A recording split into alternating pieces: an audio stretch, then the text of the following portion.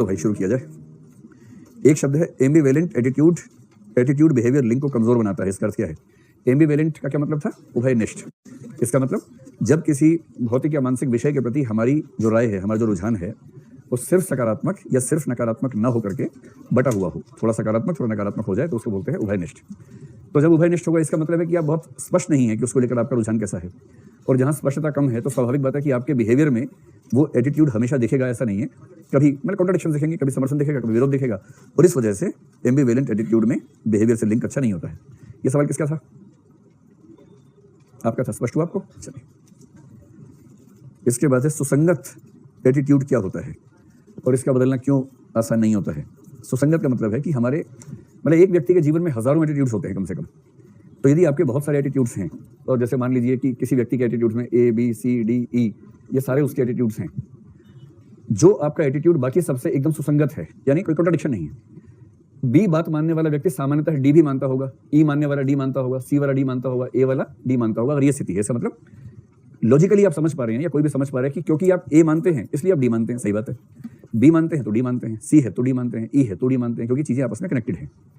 तो आपके जो एटीट्यूड्स आपके ही बाकी जिन एटीट्यूड्स के साथ सुसंगत हैं, कोहेरेंट हैं, कंसिस्टेंट हैं, उनमें से किसी एक को चेंज करना मुश्किल काम होगा।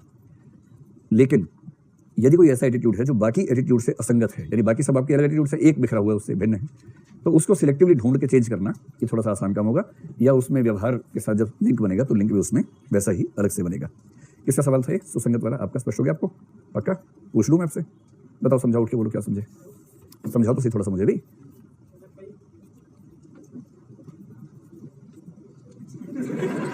क्या जनता समर्थन कर रही है? हाँ हाँ हाँ, बहुत बढ़िया।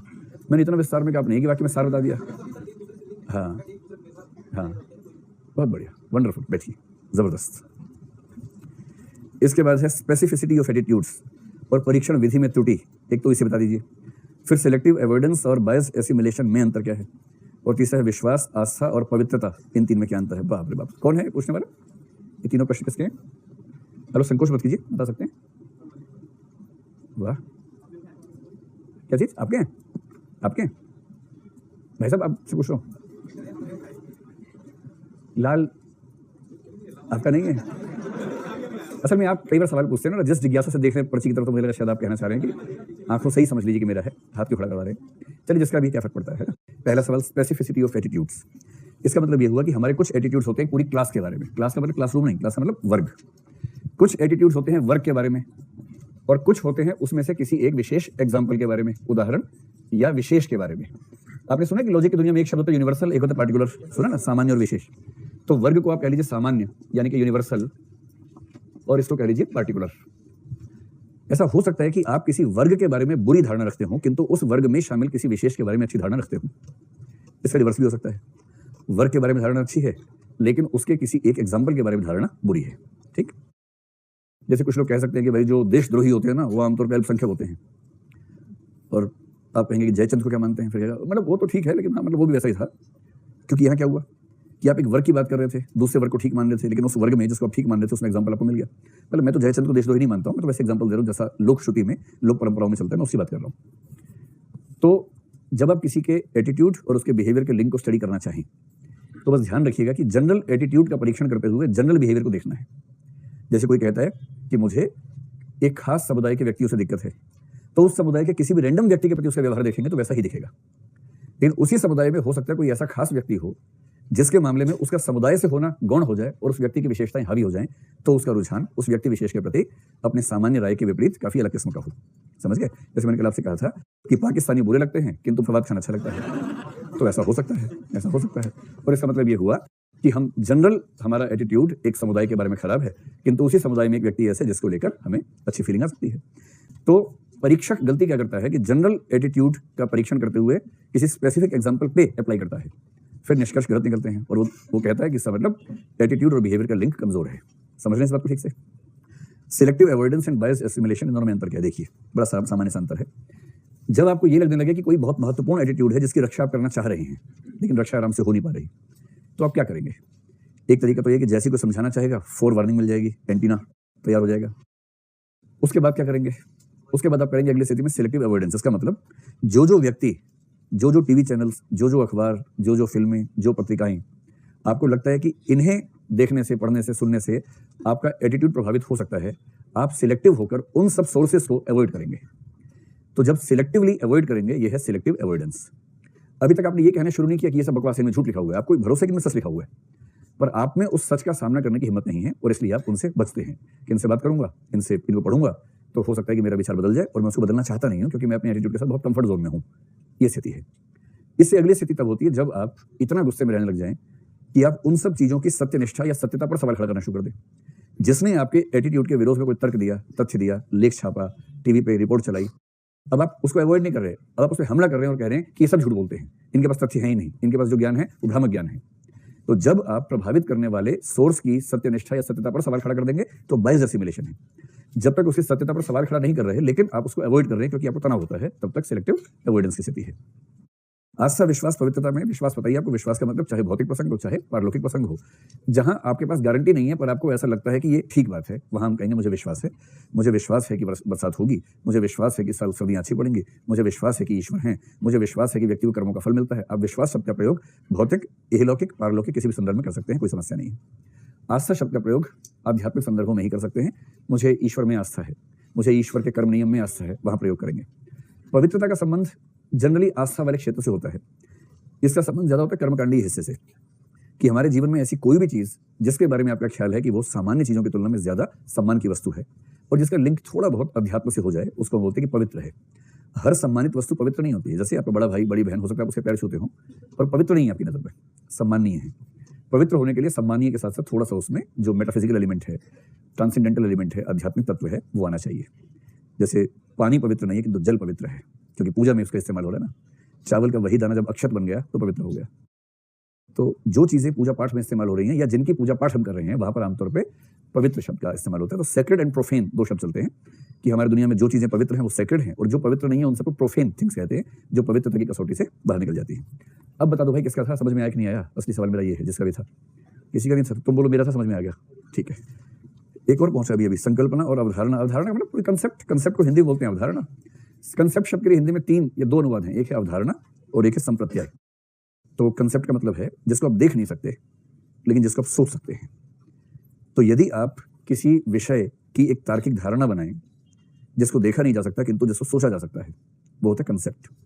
इसे मैं अगर आप समझना ही चाहें तो यूं समझिए कि जैसे पेन है, इसको आप देख पा रहे हैं, जिसको आप देख पा रहे हैं वो परसेप्ट है। तो परसेप्ट यानी प्रत्यक्ष, जो दिखता है परसेप्ट है। अगर कोई आपसे कहे कि पेन की परिभाषा दो, पेन की परिभाषा में आप क्या करेंगे? इस पेन या दुनिया के किसी भी पेन की उन विशेषताओं को शामिल करेंगे जो हर पेन में होनी ही चाहिए, और जो हर पेन में होनी अनिवार्य नहीं है उनको हटा देंगे। जैसे आप ये नहीं कहेंगे कि पेन को सफेद होना चाहिए, पेन को काले ढक्कन वाला होना चाहिए, पेन प्लास्टिक का होना चाहिए, ये सब नहीं कहेंगे। आप केवल क्या कहेंगे? पेन वह वस्तु है जिसे हाथ में पकड़कर लिखा जा सके और जिसमें स्याही हो। स्याही नहीं बोलेंगे तो हर पेंसिल चिल्ला उठेगी, मैं भी पेन हूं। और यदि आप स्याही की बात नहीं करेंगे तो उंगली भी कह सकते हैं मैं पेन हूं क्योंकि मैं रेत में लिख लेती हूं, है ना। तो आप क्या कहेंगे? एक ऐसी वस्तु जिसको हाथ में पकड़कर जिससे लिखा जा सके और जिसके अंदर स्याही का प्रयोग हो, वह पेन है। तो आपने क्या किया? जो विशेष वस्तु में दिखती हैं, परसेप्ट्स दिखते हैं, उन परसेप्ट्स के जो पेक्यूलियर विशेषताएं हैं, जैसे ये काला है, सफेद है, किसी के पास लाल होगा, किसी के पास हरा होगा, उन रंगों को हटा दिया। जो गैर अनिवार्य विशेषताएं हैं उनको हटा दिया और जो अनिवार्य विशेषताएं हैं उनका समुच्चय बना लिया। तो किसी वर्ग विशेष की वस्तुओं के अनिवार्य लक्षणों के समुच्चय का नाम है संप्रत्यय या कंसेप्ट या अवधारणा। स्पष्ट हुआ? और जो मैंने आपको समझाया ये कंसेप्ट का कंसेप्ट सबसे अच्छा समझाया सुकरात नाम के आदमी ने, जिसको हम आगे चल के पढ़ेंगे। सुकरात के कंसेप्ट का नाम ही है कंसेप्चुअलिज्म, अवधारणावाद, संप्रत्ययवाद, ये उसके दर्शन का नाम ही है। बात स्पष्ट हुई? कुछ आप लोगों को कंसेप्ट क्या होता है? और कंसेप्ट की न्यूनतम शब्दों में सटीक अभिव्यक्ति का नाम है परिभाषा, डेफिनेशन। कोई पूछे परिभाषा क्या है? परिभाषा किसी कंसेप्ट की न्यूनतम तथा सटीक शब्दों में की गई प्रस्तुति है। ये परिभाषा की परिभाषा है, डेफिनेशन ऑफ डेफिनेशन। और कंसेप्ट ऑफ कंसेप्ट क्या है? किसी वस्तु विशेष के विशेष लक्षणों को हटाकर केवल अनिवार्य लक्षणों के समूह को समझने की प्रक्रिया संप्रत्यय या अवधारणा कंसेप्ट है। किसका था ये कंसेप्ट वाला प्रश्न? आपका साहब समझ पा रहे हैं? ये तो नहीं लग रहा पूछी गलती कर दी, ठीक है पूछ के, चलो ठीक है। अंतिम है विचार व्यक्ति के मनोवैज्ञानिक पक्ष को किस आधार पर व्यक्त करते हैं? नहीं समझ पा रहा। व्यक्ति का जो मनोविज्ञान है ना, मानसिक पक्ष है, उसमें बहुत सारी फैकल्टीज है। उसमें कॉग्निटिव फैकल्टी है, मैंने कहा था ना, एक विल फैकल्टी है संकल्प वाली, एक रिटेंशन की फैकल्टी है, एक इमोशंस की फैकल्टी है, एक इन सबको जोड़ने वाली फैकल्टी है, एक मॉरल फैकल्टी है जो शुभ अशुभ, नैतिक अनैतिक का फैसला करवाती है। कांट ने बड़ी अच्छी व्याख्या की है कि जो मनुष्य का, जैसे कांट का नाम समझ पा रहे हैं आप लोग? इमैनुअल कांट, जर्मन दार्शनिक। इतना खतरनाक दार्शनिक है ना, उसको नहीं पढ़ा तो आपने जीवन जिया नहीं। और उसको पढ़ा तो जीवन जी नहीं पाएंगे वैसे भी। वो ऐसा दार्शनिक है, इतना मजेदार दार्शनिक है, कठोर है, मुश्किल है, लेकिन मजेदार दार्शनिक है। उसने इस बात पे विचार किया कि आत्मा होती है कि नहीं होती है, और उसने कहा कि आत्मा तो बकवास बात है, ईश्वर होता है नहीं, तो उसने उससे कहा बकवास बात है, बेकार बात है। उसने कहा कि ईश्वर को जितने लोगों ने आज तक साबित किया है उन सबके तर्कों को उसने फूंक मार के उड़ा दिया कि सब बकवास तर्क है। उसका पहला निष्कर्ष, दुनिया में एक भी ऐसा तर्क नहीं है जो साबित कर सके कि ईश्वर है। तो जो ईश्वर नहीं मानते थे उछलने लगे, पार्टी करने लगे। फिर उसने कहा 2 मिनट, सेकंड में सुन लो। सेकंड, दुनिया के ऐसे सभी तर्क जो सिद्ध करते हैं कि ईश्वर नहीं है वो भी उतने ही फालतू तर्क हैं जितने फालतू वो तर्क हैं जो साबित करते हैं कि ईश्वर है। ईश्वर का होना भी साबित नहीं हो सकता, ईश्वर का न होना भी साबित नहीं हो सकता। फिर लोगों ने कहा तो क्या करे, पार्टी करे कि ना करे, बताओ ना। तो उसने कहा जो चीज साबित हो ही नहीं सकती वो इंडिविजुअल चॉइस का मामला है। जिसका मन है मान लो, मन नहीं है तो ना मानो। लोगों ने कहा आप क्या मानते हो? बोले मैं तो मानता हूँ, मैं ईश्वर को मानता हूँ, लेकिन मैं ईश्वर को जानता नहीं। मैं जानता हूं कि ईश्वर को जाना नहीं जा सकता, मैं उसके बाद भी ईश्वर को मानता हूं क्योंकि माना जा सकता है। ये मेरी चॉइस का मामला है। ऐसा आदमी है, सोचिए कितना प्यारा रहा होगा। ऐसी आत्मा के बारे में उसने कहा कि आत्मा जो आप सोचते हैं वो आत्मा तो दुनिया में कोई कितनी कोशिश कर ले उसको नहीं जान सकता। लेकिन उसने कहा कि माइंड को एनालाइज करेंगे तो उसने 6 फैकल्टीज का जिक्र किया कि 6 फैकल्टीज हमारे अंदर है। ये 6 फैकल्टीज आपस में इंटीग्रेट होकर काम करती है, ये हम सामान्य अनुभव से जानते हैं। सवाल है कि कोई ऐसी क्षमता तो है ही जो हमारी अलग अलग फैकल्टीज को इंटीग्रेट करती है, और जो इंटीग्रेट करती है उसका नाम उसने दिया सिंथेटिक यूनिटी ऑफ परसेप्शन नाम से एक कंसेप्ट दिया। और उसने कहा कि कम से कम इस सेंस में आप उसे आत्मा कहीं या कुछ और कहीं, आपकी चॉइस है, शब्द कौन सा लेंगे आपकी चॉइस है, लेकिन एक ऐसा संगठन तो है ही जो हमारी मनोवैज्ञानिक प्रक्रियाओं को इंटीग्रेट करता है। उस सेंस में आप मानना चाहें तो मान लें, मैं तो मानता हूं, लेकिन उसके बियॉन्ड किसी सेंस में मानना या नहीं मानना है चॉइस का मामला है। तो ऐसे ही जो मनोवैज्ञानिक पक्ष है ना, इसके बहुत सारे पहलू, हमारे मानसिक पक्षों के 6 पहलुओं में से कॉग्निटिव है, और कॉग्निटिव में जो आउटपुट्स हैं वो विचार होते हैं। तो मैंने कल बताया था कि विचार क्या है। किसी स्टिमुलस की स्थिति में हमारा बौद्धिक रिस्पॉन्स विचार है, जो इंटेलेक्चुअल रिस्पॉन्स जो यानी स्टिमुलस होगा उसी को हम विचार कह देंगे। जी प्रभु, हाँ अच्छा, आज वहां बैठे हैं, बताइए बताइए। वैसा नहीं है तो ऐसा पूछो। हाँ नहीं, रिस्पॉन्स देगा का मतलब रिस्पॉन्स अंदर भी रख सकता है ना। स्टिमुलस आया तो विचार आया, तो विचार देना जरूरी नहीं किसी को। अगर विचार आ गया अंदर है तो भी रिस्पॉन्स आ गया। मैंने ये बिल्कुल नहीं कहा कि रिस्पॉन्स देगा बंदा किसी को। मैंने ये कहा किसी स्टिमुलस की स्थिति में बौद्धिक रिस्पॉन्स विचार है। रिस्पॉन्स देगा शब्द है ना, ये आपने जोड़ दिया है इसमें, मैंने नहीं कहा था। रिकॉर्डिंग हो रही है, सुनवा दूंगा, ठीक है। यही फंसाना चाह रहे थे ना मुझे, है ना। समझ रहा हूं मैं तुम्हारी सारी चाल समझ रहा हूं। इतना आसानी बबुआ, इतना आसान नहीं है, थोड़ा टाइम लगेगा, कोशिश करते रहो। बैच में एक बार मौका मिल जाएगा जरूर आपको। अभी नहीं यार, थोड़ा टाइम लगाओ। अंतिम में मनुष्य की लिखावट से व्यक्तित्व की पहचान की जा सकती है। आज के पेपर में लिखा हुआ था, इसका अर्थ समझ में नहीं आया। कुछ लोग कहते हैं एक आर्ट फॉर्म है, ग्राफोलॉजी बोलते हैं उसको। वो लोग क्लेम करते हैं कि ह्यूमन बीइंग की हैंड राइटिंग से उसके व्यक्तित्व की पहचान हो सकती है, ऐसा कहते हैं। एक बार मैंने भी उसको थोड़ा स्टडी करने का प्रयास किया, फिर मैंने उससे अपनी हैंड राइटिंग को देखा, फिर मैंने पाया कि इससे बहुत ही खराब निष्कर्ष निकल रहे हैं, तो मैंने उस विज्ञान को खारिज कर दिया कि नहीं, ये विज्ञान ठीक नहीं हो सकता, क्योंकि तो मुझे बहुत भरोसा नहीं इन बातों पर। लेकिन हाँ कुछ परसेप्शन तो बनी जाते हैं। क्या होता है ना कि कोई अगर पेज के बहुत ऊपर से लिख रहा है, जैसे उसमें निष्कर्ष ऐसे होते हैं, कोई बहुत ऊपर से लिख रहा है तो वो डोमिनेटिंग किस्म का व्यक्ति होगा। इस तरह के कुछ उसमें जनरलाइजेशन से 50-60 उनके बेस पे लोग करते हैं। जैसे कोई अगर पेन को बहुत दबा दबा के लिखता है कि लिख रहा है इधर अगले पेज तक छप रहा है, तो इसका मतलब है कि वो बहुत स्ट्रेस में रहता है या हर चीज़ में बहुत जोर देने वाला व्यक्ति है, तो डोमिनेट करता होगा, दूसरों को तबाह कर देता होगा। ये सब निष्कर्ष ऐसे निकाल लेते हैं। कोई इस तरह का टेढ़ा लिखता है, कोई इस तरह का टेढ़ा लिखता है, इधर वाला है तो प्रगतिशील है, इधर वाला है तो अधोमुखी टाइप का है। ऐसी कुछ कहानियां हैं। इस तरह की कहानियों के समुच्चय का नाम है ग्राफोलॉजी। आपने देखा ना, सीधा तो बहुत लोग लिखते हैं, कुछ लोग लिखते हैं ऐसे कि जैसे कुछ ऐसे लिखते हैं, देखा आप लोगों ने, और कुछ ऐसे भी लिखते हैं। तो इससे वो निष्कर्ष निकाल लेते हैं कि इस व्यक्ति की जो चेतना है उसकी गति इस तरफ है उस तरफ है। कुल मिला के खाली फुर्सत बैठे लोगों का, क्योंकि उस समय नरेगा थी नहीं इसकी, जिस समय इस विषय का विकास हुआ, तो नरेगा पूर्व नरेगा समाज की कुछ जो आउटपुट है उनमें से एक केवल आउटपुट भी है। हाँ, कबूतर के ऊपर जो डंडा दिया, मतलब असली कबूतर पर डंडा मारना जरूरी नहीं है, वो तो हिंसा है। ये डंडा नहीं, इसको शिरोरेखा कहते हैं, है ना। मतलब सीधी रेखा डंडा ही नहीं होती है, कुछ और भी चीजें बोलते हैं उसको बोलते हैं शिरोरेखा। बोलो शिरोरेखा, हाँ शिरोरेखा, हाँ। तो शिरोरेखा जरूरी नहीं है, जरूरी तो लिखना भी नहीं है, लिखना ही क्या जरूरी है। अच्छा ठीक है, कोई बात नहीं। तो अगर आपको डाउट हो तो पहले 5-7 पेज आंसर शीट में शिरोरेखा लगा दीजिएगा, उसके बाद छोड़ देंगे तो चल जाएगा, तो ध्यान रखिए। चलो भाई, अब ये बताओ कि कल आखिरी जो सब टॉपिक था वो कौन सा था? टाइप्स। अच्छा, एटीट्यूड चेंज।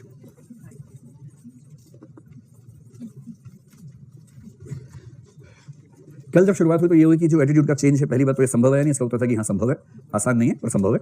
और फिर ये कि किस तरह के एटीट्यूड्स में चेंज आसान है और किस तरह वाले में मुश्किल है। तो आपको लिस्ट बताइए किस में आसान किस में मुश्किल है। फिर ये हुआ था कि एटीट्यूड चेंज जो होता है वो दो प्रकार का होता है, जिसके दो दो सबसेट्स हो सकते हैं। एक होता है कॉन्ग्रुएंट, एक होता है इनकॉन्ग्रुएंट। कॉन्ग्रुएंट यानी संगत और वो असंगत, इनकॉन्ग्रुएंट। तो यदि प्लस से और प्लस हो जाए तो संगत, माइनस से और माइनस हो जाए तो संगत या असंगत। माइनस से और माइनस सोच के बताओ। हाँ ठीक है, प्लस से और प्लस संगत, माइनस से और माइनस संगत।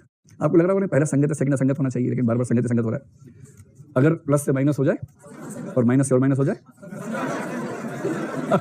ध्यान रखना, ऐसे इतना आसान नहीं है, फंस जाओगे बीच बीच में, ठीक है।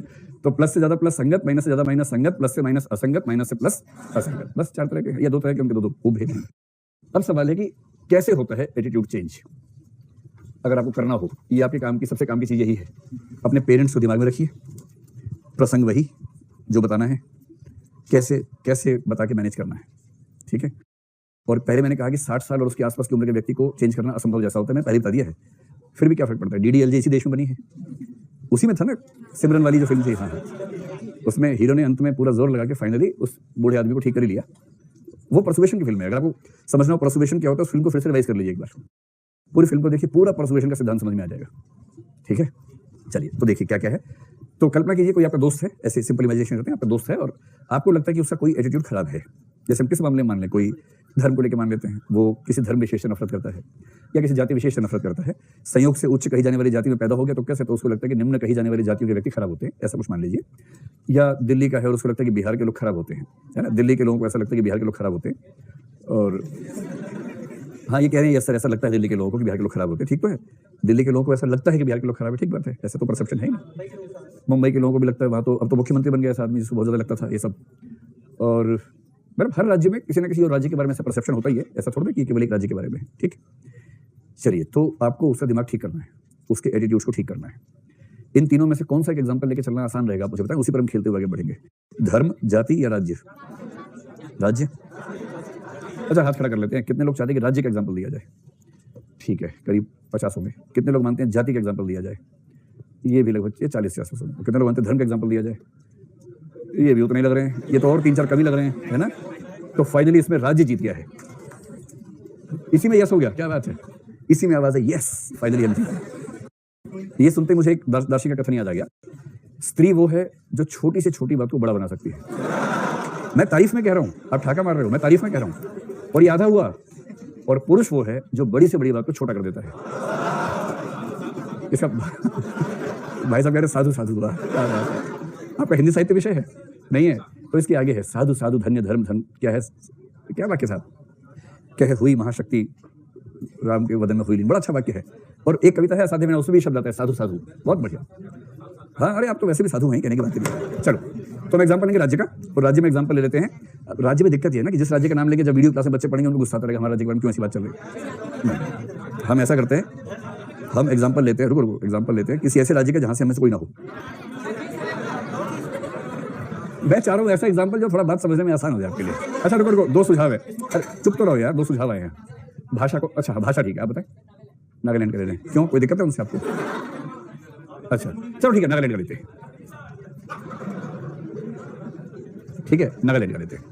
अच्छा, इसी बहाने एक बात और भी समझ में आएगी नागालैंड के एग्जांपल से, क्योंकि हम लोग तो नस्लवादी है नहीं, भारत में तो नस्लवाद होता ही नहीं है, अमेरिका में पाया जाता है ना।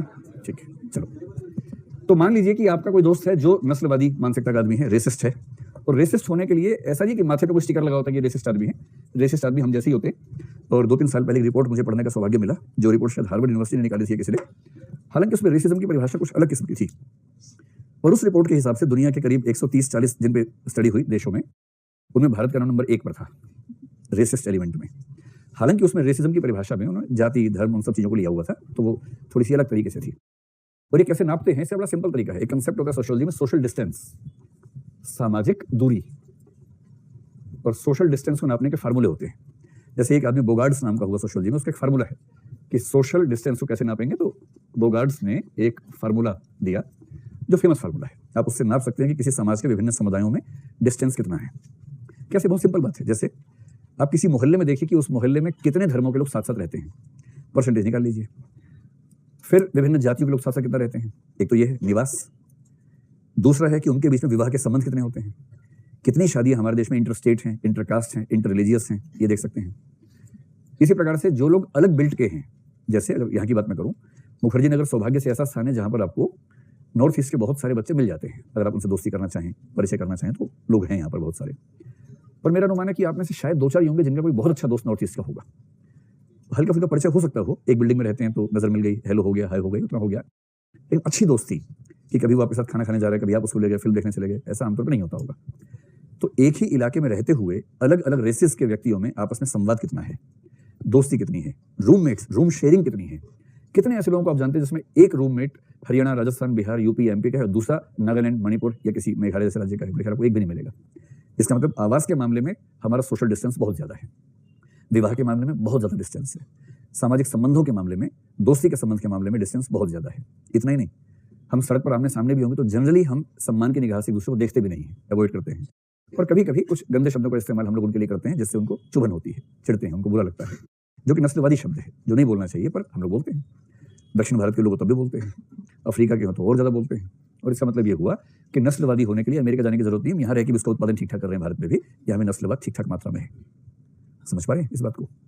तो नागालैंड के प्रति हो सकता है किसी की धारणा बहुत खराब किस्म की हो। जैसे मैंने देखा है, जो मुखर्जी नगर के लोकल लोग हैं जिनका पढ़ाई लिखाई से वैसा संबंध नहीं जैसा आप लोगों का संबंध है, वो संयोग से यहाँ पर हैं, उनका जो परसेप्शन है। मैंने एक बार एक बहुत खराब टाइप के इंसान से ऐसी बात सुनी है कि एक लोकल रेजिडेंट है जो बहुत देसी तरीके से बात करता है, उसको तो समझ वही है। तो उसके घर में किराए पे कमरा देना था और 2 अफ्रीकन बच्चों ने कमरा मांग लिया, उसने मना कर दिया, सीधे मना कर दिया। तो बाद में संयोग से बात चल रही थी, उसने कहा कि आज आए थे तो मैंने मना कर दिया। मैंने कहा क्यों मना किया? मैंने वैसे पूछा जिज्ञासा से क्या बात थी। उसका शब्द था, अरे हबशियों को कौन देगा, ये शब्द था।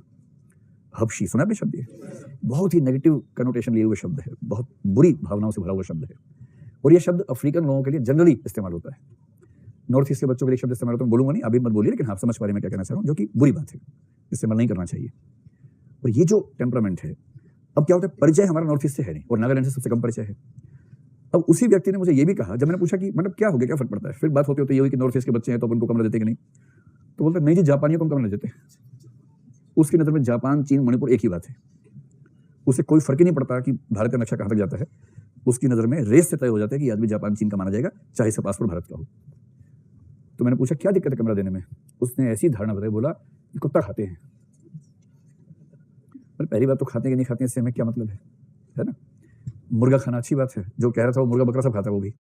अब जानवरों में भी जाति व्यवस्था कर दोगे कि बकरा खाने वाला उच्च कुल का व्यक्ति है, कुत्ता खाने वाला निम्न कुल का व्यक्ति है, ये क्या बात हुई भाई? और दूसरी बात, पूरे नॉर्थ ईस्ट में केवल एक राज्य नागालैंड के एक इलाके के कुछ लोगों के भोजन में कुत्ता शामिल है, और उसका अवैध सामान्यकरण इतना कि नॉर्थ ईस्ट के हर व्यक्ति के बारे में राय ये कि वो ऐसा करते हैं, वो प्रोमिस्क्यूअस हैं, यानी अवैध संबंधों की दुनिया में रहते हैं, वहां कोई नैतिकता नहीं होती। ये धारणा भी खूब चलती है। ये सब कैसे होता है? क्योंकि आप लोग जानते नहीं है, जानना चाहते भी नहीं है, और जब तक ना जानते हैं ना जानना चाहते हैं, डिस्टेंस इतना ज्यादा है कि अफवाहों से काम चलता है। जितना डिस्टेंस उतनी अफवाहें, जितनी आपके पास अफवाहें उनके लिए हैं, उतनी उनके पास आपके लिए हैं अफवाहें। दुनिया बढ़ती रहती है। आपने तो पढ़ लिया IAS के लिए, आपके दोस्त ने पढ़ा नहीं है, और आपके दोस्त को ऐसा लगता है कि नॉर्थ ईस्ट के सारे लोग जो होते हैं बहुत खराब होते हैं, नैतिकता नाम की चीज नहीं होती है, किसी भी जानवर को खा जाते हैं, कुछ भी कर देते हैं, ये धारणा है। आपको उसका एटीट्यूड चेंज करना है। करना चाहेंगे या नहीं करना चाहेंगे? करना चाहेंगे, करना भी चाहिए, है ना। कैसे करेंगे? तो एटीट्यूड चेंज करने का सबसे पहला तरीका होता है कि आप एडिशनल इंफॉर्मेशन का इस्तेमाल करें। एडिशनल इंफॉर्मेशन यानी कि अतिरिक्त सूचनाएं। उसके पास जो सूचनाएं हैं वो सीमित हैं और प्रामाणिक भी नहीं है। तो मैंने आपसे पहले ही कहा था कि एटीट्यूड्स के बनने की प्रक्रिया में सामान्यतः सबसे महत्वपूर्ण चीज होती है सूचना। कॉग्निशन से शुरू होता है। यदि आप उस व्यक्ति को बीच बीच में बार बार ऐसी सूचनाएं मुहैया करवाते रहें, एक तो वो सूचनाएं प्रामाणिक होनी चाहिए, और दूसरी बात, प्रामाणिक का मतलब तथ्य तो है, विश्वसनीय वो लगनी भी चाहिए, आप उसको कन्विंस कर पाएं कि वो सूचनाएं सही हैं। और दूसरी बात, वो सूचनाएं उस समुदाय के बारे में सकारात्मकता से भरी होनी चाहिए। अगर आप नियमित अंतराल पे थोड़ी थोड़ी सी डोज उसको देते रहेंगे तो आप पाएंगे कि वो धीरे धीरे मजबूर हो जाएगा ये समझने के लिए कि उसका एटीट्यूड गलत था। करना क्या है, सिर्फ आपको उस प्रमाण दे देने हैं। अरे भाई नॉर्थ ईस्ट में जानते हो, मणिपुर हिंदू बहुल राज्य है, जानते हो? ये क्या बात कर रहे हो? नहीं यार, अरे मणिपुर में मेती लोग रहते हैं, मेती लोग वैष्णव धर्म को मानते हैं, बहुत बड़ी आबादी उनकी है। जैसे आप एक तथ्य दिया और मणिपुरी नृत्य दिखाया कि वैष्णव परंपरा वहां पर कितनी प्रचलित है, पहली बार दिमाग में उसको लगा कि अरे यार क्या सोचते थे, मणिपुर तो वैष्णव परंपरा का राज्य निकला। धीरे धीरे ऐसे करना है। कभी एक राज्य को उठा लिया, कभी दो को उठाया और वहां के बारे में कुछ बातें बताई, वहां की अच्छाइयां बताई। वहां का समाज कई मामलों में हमसे अच्छा भी तो है, उन मामलों को आपने उभार के सामने रखा। और एक सबसे आसान तरीका है कि अतिरिक्त और प्रामाणिक सूचनाएं दीजिए किसी व्यक्ति को, धीरे धीरे उसका एटीट्यूड चेंज होगा। ये बहुत, जैसे भारत में एक बहुत प्रसिद्ध कहानी है कि जो मुसलमान लोग हैं वो 4 शादियां करते हैं, ठीक है। देखिए मैं अपना स्टैंड स्पष्ट कर दूं, मेरा मानना है कि 4 शादी करने का अधिकार नहीं होना चाहिए, और यदि सरकार इसको छीन रही है तो एकदम ठीक कर रही है, छीनना चाहिए, इसमें कोई किंतु परंतु का मसला नहीं है। कोई कहे कि हमारे धर्म का आंतरिक मामला है तो बकवास बात है, ये कोई आंतरिक मामला नहीं है, ये 3 महिलाओं के अधिकार का मामला ज्यादा है, धर्म का मामला कम है। तो मैं स्पष्ट रूप से ये चाहता हूं कि ये अधिकार छीन लिया जाए। ठीक, मैं दूसरी बात कर रहा हूं, मैंने कई लोगों से सुना है कि अरे मुसलमानों जानते हो, अरे 4 बीवियां होती हैं, 40 बच्चे होते हैं, पूरा पूरा देश घर के अंदर बन जाता है, और आज से 25 साल बाद इस देश में हिंदू अल्पसंख्यक हो जाएंगे। और ये मैं कहीं और नहीं सुनता हूँ, अपने घर परिवार में सुनता हूँ। हमारे घर में एक मैं ही विधर्मी किस्म का आदमी हूँ, बाकी सब लोग मतलब उसी स्थापना में लगे हुए हैं, जो अखंड भारत की स्थापना होने वाली है ना, उसमें सब लोग लगे हुए हैं। एक मैं ही बात हूँ उस पूरे घर में, जिससे वो लोग सब नाराज भी रहते हैं। अब मुझे लगता है कि बकवास बात है, एकदम शुद्ध बकवास है, और इस बकवास को समझने के लिए केवल आपके पास एक लॉजिकल माइंड होना चाहिए, कुछ और चाहिए ही नहीं लॉजिकल माइंड के अलावा। भाई मुसलमानों के यहाँ जो सेक्स रेशो है, मेल और फीमेल का रेशो, वो हिंदुओं से बहुत अलग तो है नहीं, कोई 930-940 के बीच में रहता है आमतौर पर। तो मान लीजिए कि 1000 मुसलमान पुरुषों पर 940 के आसपास महिलाएं हैं, तो 5-7 कम ज्यादा होगा, लगभग वही सेक्स रेशो है। लेटेस्ट उस ध्यान नहीं, पहले मैंने रिपोर्ट्स पढ़ी है इसकी। 1000 पुरुष 940 महिलाएं हैं। जिस देश में 1000 पुरुषों पर 940 महिलाएं एक घर में हैं, उस देश में बहुपत्नी विवाह क्या डेमोग्राफी अलाउ करेगी इस चीज को? और हम तो ये मानते हैं कि इथिक्स का सिस्टम डेमोग्राफी से होता है। और यदि एक व्यक्ति 4 शादी करेगा तो 3 आदमी कुंवारे भी रहेंगे, सीधी सी बात है। और यदि वो 3 विवाह नहीं कर पाएंगे तो बैलेंस वैसे ही हो गया, इससे क्या फर्क पड़ेगा? आप कह सकते हैं कि इस संख्या को पार पाने के लिए 2 तरीके हो सकते हैं। एक तो लव जिहाद हो सकता है, दूसरे धर्मों की लड़कियों को बहला फुसला के शादी करना, ठीक। और दूसरा हो सकता है कि विवाह अपने धर्म से बाहर या अपने देश से बाहर इंटर रिलीजियस या इंटरनेशनल मैरिजेस करना, ये हो सकता है। कॉमन सेंस से बताइए, भारत के मुसलमानों में, मान लीजिए 1000 मुसलमान है भारत में, उनमें से कितने लोग किसी और धर्म में या किसी और देश में शादी करते होंगे? 1000 में से कितने लोग करते होंगे? कॉमन सेंस से बता दीजिए। मेरे ख्याल से 5-10, बहुत, इससे ऊपर कहाँ होगा। तो 940 में 10 जोड़ लीजिए, फिर एक आध सानिया मिर्जा भी हो सकती है जो स्त्री थी और वहां शादी कर ली, 1 माइनस कर लीजिए, 9 ही रह गया फिर तो, ठीक। ऐसा 10 मान लो, कोई बात नहीं, आपका मन करे 10 तो लगा ही लो, ठीक है, 10 लगा दिया। और लव जिहाद से कितनी शादियां हो गई होंगी भारत में अब तक? मतलब 1000 में से अगर बताना हो, ये संख्या 1 भी होगी, 1 से कमी होगी, पॉइंट्स में ही आएगी, ठीक है। सारा जोड़ने जाड़ने के बाद भी 1000 मुसलमान पुरुषों पर 950 से ऊपर औरतें हो ही नहीं रही हैं। और जिसको डेमोग्राफी की बेसिक अंडरस्टैंडिंग होगी, वो ऐसी बकवास का समर्थन कैसे कर सकता है कि लोग 4 शादियां करते हैं? होगा क्या? कुछ मूर्ख 4 शादियां करेंगे। देखो, समझदार आदमी एक शादी के बाद दूसरी कर ही नहीं सकता, सीधी सी बात है। कोई क्यों करना चाहेगा, है ना? कोई क्यों करना चाहेगा भाई, सीधी सी बात है। लेकिन चलो मान लो कोई मूर्ख आदमी है, अगर उसने एक के बाद दूसरी शादी कर भी ली, या तीसरी कर ली, चौथी कर ली, उसी अनुपात में कुछ लोग शादी नहीं भी कर पाएंगे, सीधी सी बात है, यही तो होगा। अब जो मेरा एनालिसिस हुआ इसमें, वो क्या हुआ? महिलाओं के अधिकारों की दृष्टि से 4 विवाह का नियम एक भद्दा नियम है, इसे खत्म होना ही चाहिए। लेकिन यदि आप ये कह के डरा रहे हैं कि इस वजह से हिंदू अल्पसंख्यक हो जाएंगे, ये बकवास बात है, निरर्थक बात है। और 20-25 साल तो छोड़िए, अगले 300 साल में भी ऐसा नहीं होने वाला। अगर आप केवल तथ्यों की बात करें, अगर आप इमोशंस में बहकने के मूड में नहीं है, तो 300 साल में भी ऐसा नहीं होने वाला। अब जैसे मैंने आपको तथ्य दिए, कुछ तर्क दिए, मैंने आपको परसुएट किया, बेसिकली अतिरिक्त तथ्य कुछ दे दिए जो शायद आपके दिमाग में ना आए हो, सामान्य बातें वैसे तो। ये सुनने के बाद अगर आपका एटीट्यूड ये था भी, तो इसके चेंज होने की संभावना बन गई कि नहीं बन गई? संभावना बन गई, क्योंकि आपके पास कुछ ऐसे तथ्य आ गए, तर्क आ गए, जिन्हें आप काट नहीं पा रहे, सीधे तो नहीं काट पा रहे, और जो अपने आप में इतने कन्विंसिंग हैं कि यदि वो सही है तो आपको अपनी राय बदलने को बाध्य होना पड़ेगा। जब भी कोई व्यक्ति अपने किसी ऐसे व्यक्ति को पर्याप्त और नए तथ्य देगा जिन तथ्यों के आधार पर उसकी राय बदली जा सकती है, तो स्वाभाविक सी बात है कि उसकी राय में परिवर्तन हो ही जाएगा। तो सबसे पहली बात है एडिशनल इन्फॉर्मेशन, सबसे आसान तरीका है। दूसरा तरीका और अच्छा है, जिसको बोलते हैं बाध्यकारी संपर्क, एनफोर्स्ड कॉन्टैक्ट। जी,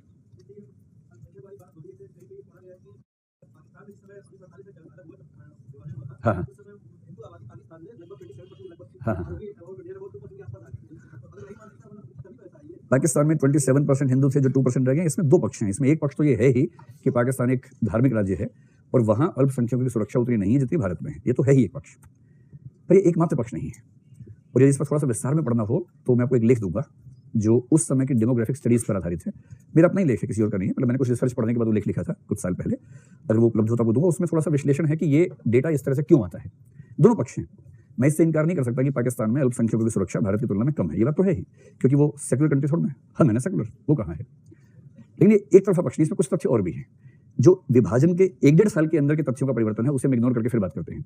अगर आप पाएंगे 27 से 2 वाला मामला, ये 27 से 2 का मामला आमतौर पर 1950 तक आते आते 27 से कम होकर वैसे 3 या 4 रह गया होगा, उसके बाद 4 से 2 हुआ होगा, क्योंकि विभाजन के 1-2 साल में इतनी संख्या वहां से आई, इतनी संख्या यहां से वहां गई।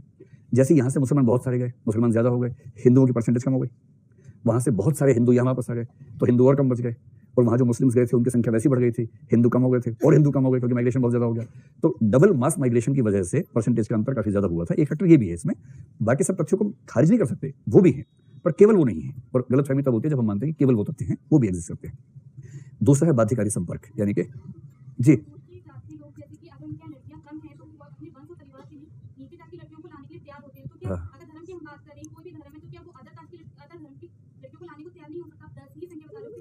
हाँ, हो सकती है, लेकिन लोग आमतौर पे ना दूसरे धर्म से शादी करने में ज़्यादा परेशानी महसूस करते हैं दूसरी जाति की तुलना में। छोड़िए ना, आपसे पूछ लेते हैं, मुझे बताओ, हाथ खड़ा कर देना चुपचाप। आप में से कितने लोग मानते हैं कि यदि आपने अपने जीवन साथी के रूप में अपने ही धर्म में किसी और जाति के व्यक्ति को चुना तो आपके पेरेंट्स हाँ बोल देंगे? हाथ खड़ा कर लीजिए, बहुत बढ़िया। और आप में से कितने लोग मानते हैं कि यदि आपने किसी दूसरे धर्म के व्यक्ति को चुना तो पेरेंट्स आपके हाँ कर देंगे? बस देखो, यही सब स्पष्ट हो गया। जो क्या भाई साहब ने क्या बोला? फांसी लगा देंगे, लगा लेंगे या लगा देंगे? हाँ, ये तो है ही, ये तो है कंडीशन। तो जो सर्वे हुआ अभी, उस सर्वे में रिपोर्ट ये आई कि जाति के मामले में 500 में से करीब 60-70 लोगों ने कहा कि लोग मान जाएंगे, पेरेंट्स मान जाएंगे, और धर्म की बात में मुश्किल से 5 ने हाथ खड़ा किया। तो इंटरकास्ट मैरिज मुश्किल है, किंतु इंटर रिलीजियस मैरिज की तुलना में आसान मानी जाती है किसी भी, मतलब हमारे समाज में जनरल परसेप्शन ये है। ठीक है, तो जब संकट आएगा फिर तो लोग करेंगे, फिर क्या सारा बचेगा? जब शादी हो ही नहीं रही तो फिर करेंगे ही। भाई साहब ने बताया कि इसमें भी होता है कि मान लो लड़की दूसरे धर्म के पर आईएएस है तो लोग कहेंगे हाँ ये तो मानव धर्म है, फिर तो बात ही खत्म हो, फिर तो बात अलग हो जाती है। भाई आईएएस तो अपने आप धर्म अलग, जाति अलग, उसकी क्या बात है, लेकिन सामान्य है तो नहीं मानेंगे। कोई किसी बड़े स्ट्रक्चर पे है, किसी बड़े उसमें है, सही बात है। जैसे अगर ये भाई साहब बोले घर में कि मुझे ईसाई लड़के से शादी करने लोग मार देंगे, फिर बोले कैटरीना कैफ से, अरे क्या बात है भाई, करो हमारी बहू बनेगी, तब तो लोग मार ही जाएंगे, सीधी सी बात है। वही जनरल और स्पेसिफिक अंतर हो गया ना, एटीट्यूड स्पेसिफिसिटी का अंतर हो गया इस मामले में, ये वही चीज है। चलिए, बीच बीच में ना आपको खुराफात सूझती बहुत ज्यादा है, मैं पढ़ाना चाह रहा हूँ, बीच में कोई ना कोई पिंच बज जाता है कि भाई थोड़ा सा और माहौल बनाए। दूसरी चीज है बाध्यकारी संपर्क, यानी कि एनफोर्स कॉन्टैक्ट। इसका मतलब ये हुआ, मैंने आपसे कहा कि एटीट्यूड्स के खराब होने की मूल वजह है डिस्टेंस।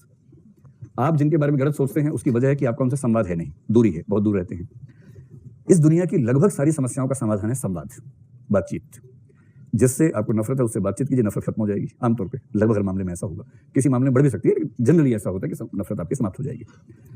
तो जिन समुदायों के बीच में नफरत है, जैसे आपके दोस्त को नॉर्थ ईस्ट के व्यक्तियों से नफरत है, कुछ नहीं करना है, ऐसी सिचुएशंस क्रिएट कीजिए कि वो मजबूर हो जाए उनमें से किसी एक व्यक्ति के साथ संपर्क में आने के लिए, बाध्य कर देना है।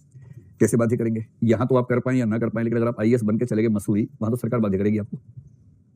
मसूरी में बहुत सही होता है, जैसे 2 रूममेट यहाँ पर हैं, दोनों आईएएस बन गए, एकदम जय और वीरू हैं, दोनों गए हैं, एक साथ गए हैं, एक ही बस से पहुंचे मसूरी। वहां जाके बोले कि हम दोनों आईएएस हैं, हम रूममेट हैं बचपन से, एक ही रूम दे दो हमको। वो बोलेंगे एक ही रूम चाहिए तो बाहर होटल बहुत सारे हैं, वहां चले जाओ, वहीं रहो, 4 दिन घूमो, वापस जाओ। अगर आईएएस ज्वाइन करना है तो बकवास नहीं चलती है, समझ गए? हम तो आईएएस हैं, बोले आईएएस यहाँ तो सीखने है ना, धर देंगे 2, ठीक से बात करो। वहां नहीं चलती धौंस। फिर वहां क्या होता है, वहां रूममेट सरकार प्रोवाइड करवाती है, मतलब एकेडमी प्रोवाइड करवाती है। और नियम है कि एक राज्य के 2 लोग रूममेट्स नहीं हो सकते, एक राज्य छोड़िए एक रीजन के भी नहीं हो सकते। अगर एक छोरा हरियाणा का, दूसरा छोरा नागालैंड का ही होगा या तमिलनाडु का होगा, बस जिनके बारे में चुटकुले बोल बोल के बड़े हुए हो ना, वो बनेंगे रूममेट आपके। जैसे आपके चुटकुलों में तमिलनाडु चलता है, उनके चुटकुलों में आप चलते हैं। अब दोनों आमने सामने आ गए, तो एक आदमी रिमझिम नाग्याल बैठा है, कहाँ से? लद्दाख से है। सामने बैठे चौधरी सतबीर सिंह बैठे हैं सामने।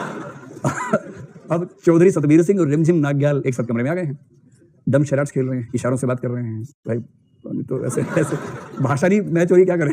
भाषा मैच नहीं हो रही। खूब कोशिश कर ली चिट्ठी दे देके कि रूममेट चेंज कर दो, हमारा ठीक नहीं लग रहा हमको। और नियम वही है कि रूम में न केवल रूममेट रहना भी इस रूम में है, प्रैक्टिकली भी चेंज नहीं करना है। और इसको बोलते हैं बाध्यकारी संपर्क। खूब रोते हैं दोनों लोग, टांग फंसा दिया। आईएएस इसलिए बने थे कि ऐसा रूममेट मिलेगा जीवन में। लेकिन 100 दिन बाद, 100 दिन का फाउंडेशन प्रोग्राम होता है, 100 दिन के बाद जब खत्म होता है फाउंडेशन, ये दोनों जय वीरू बन चुके होते हैं। ऐसी स्थिति होती है। और आपको जीवन में पहली बार अच्छा भी लगता है कि आपका एक दोस्त आपके इलाके से दूर का भी तो है। ये क्या मजा है कि सारे दोस्त, तुम कहाँ के? गोरखपुर। दोस्त कहाँ के? गोरखपुर। यही गोरख धंधा है।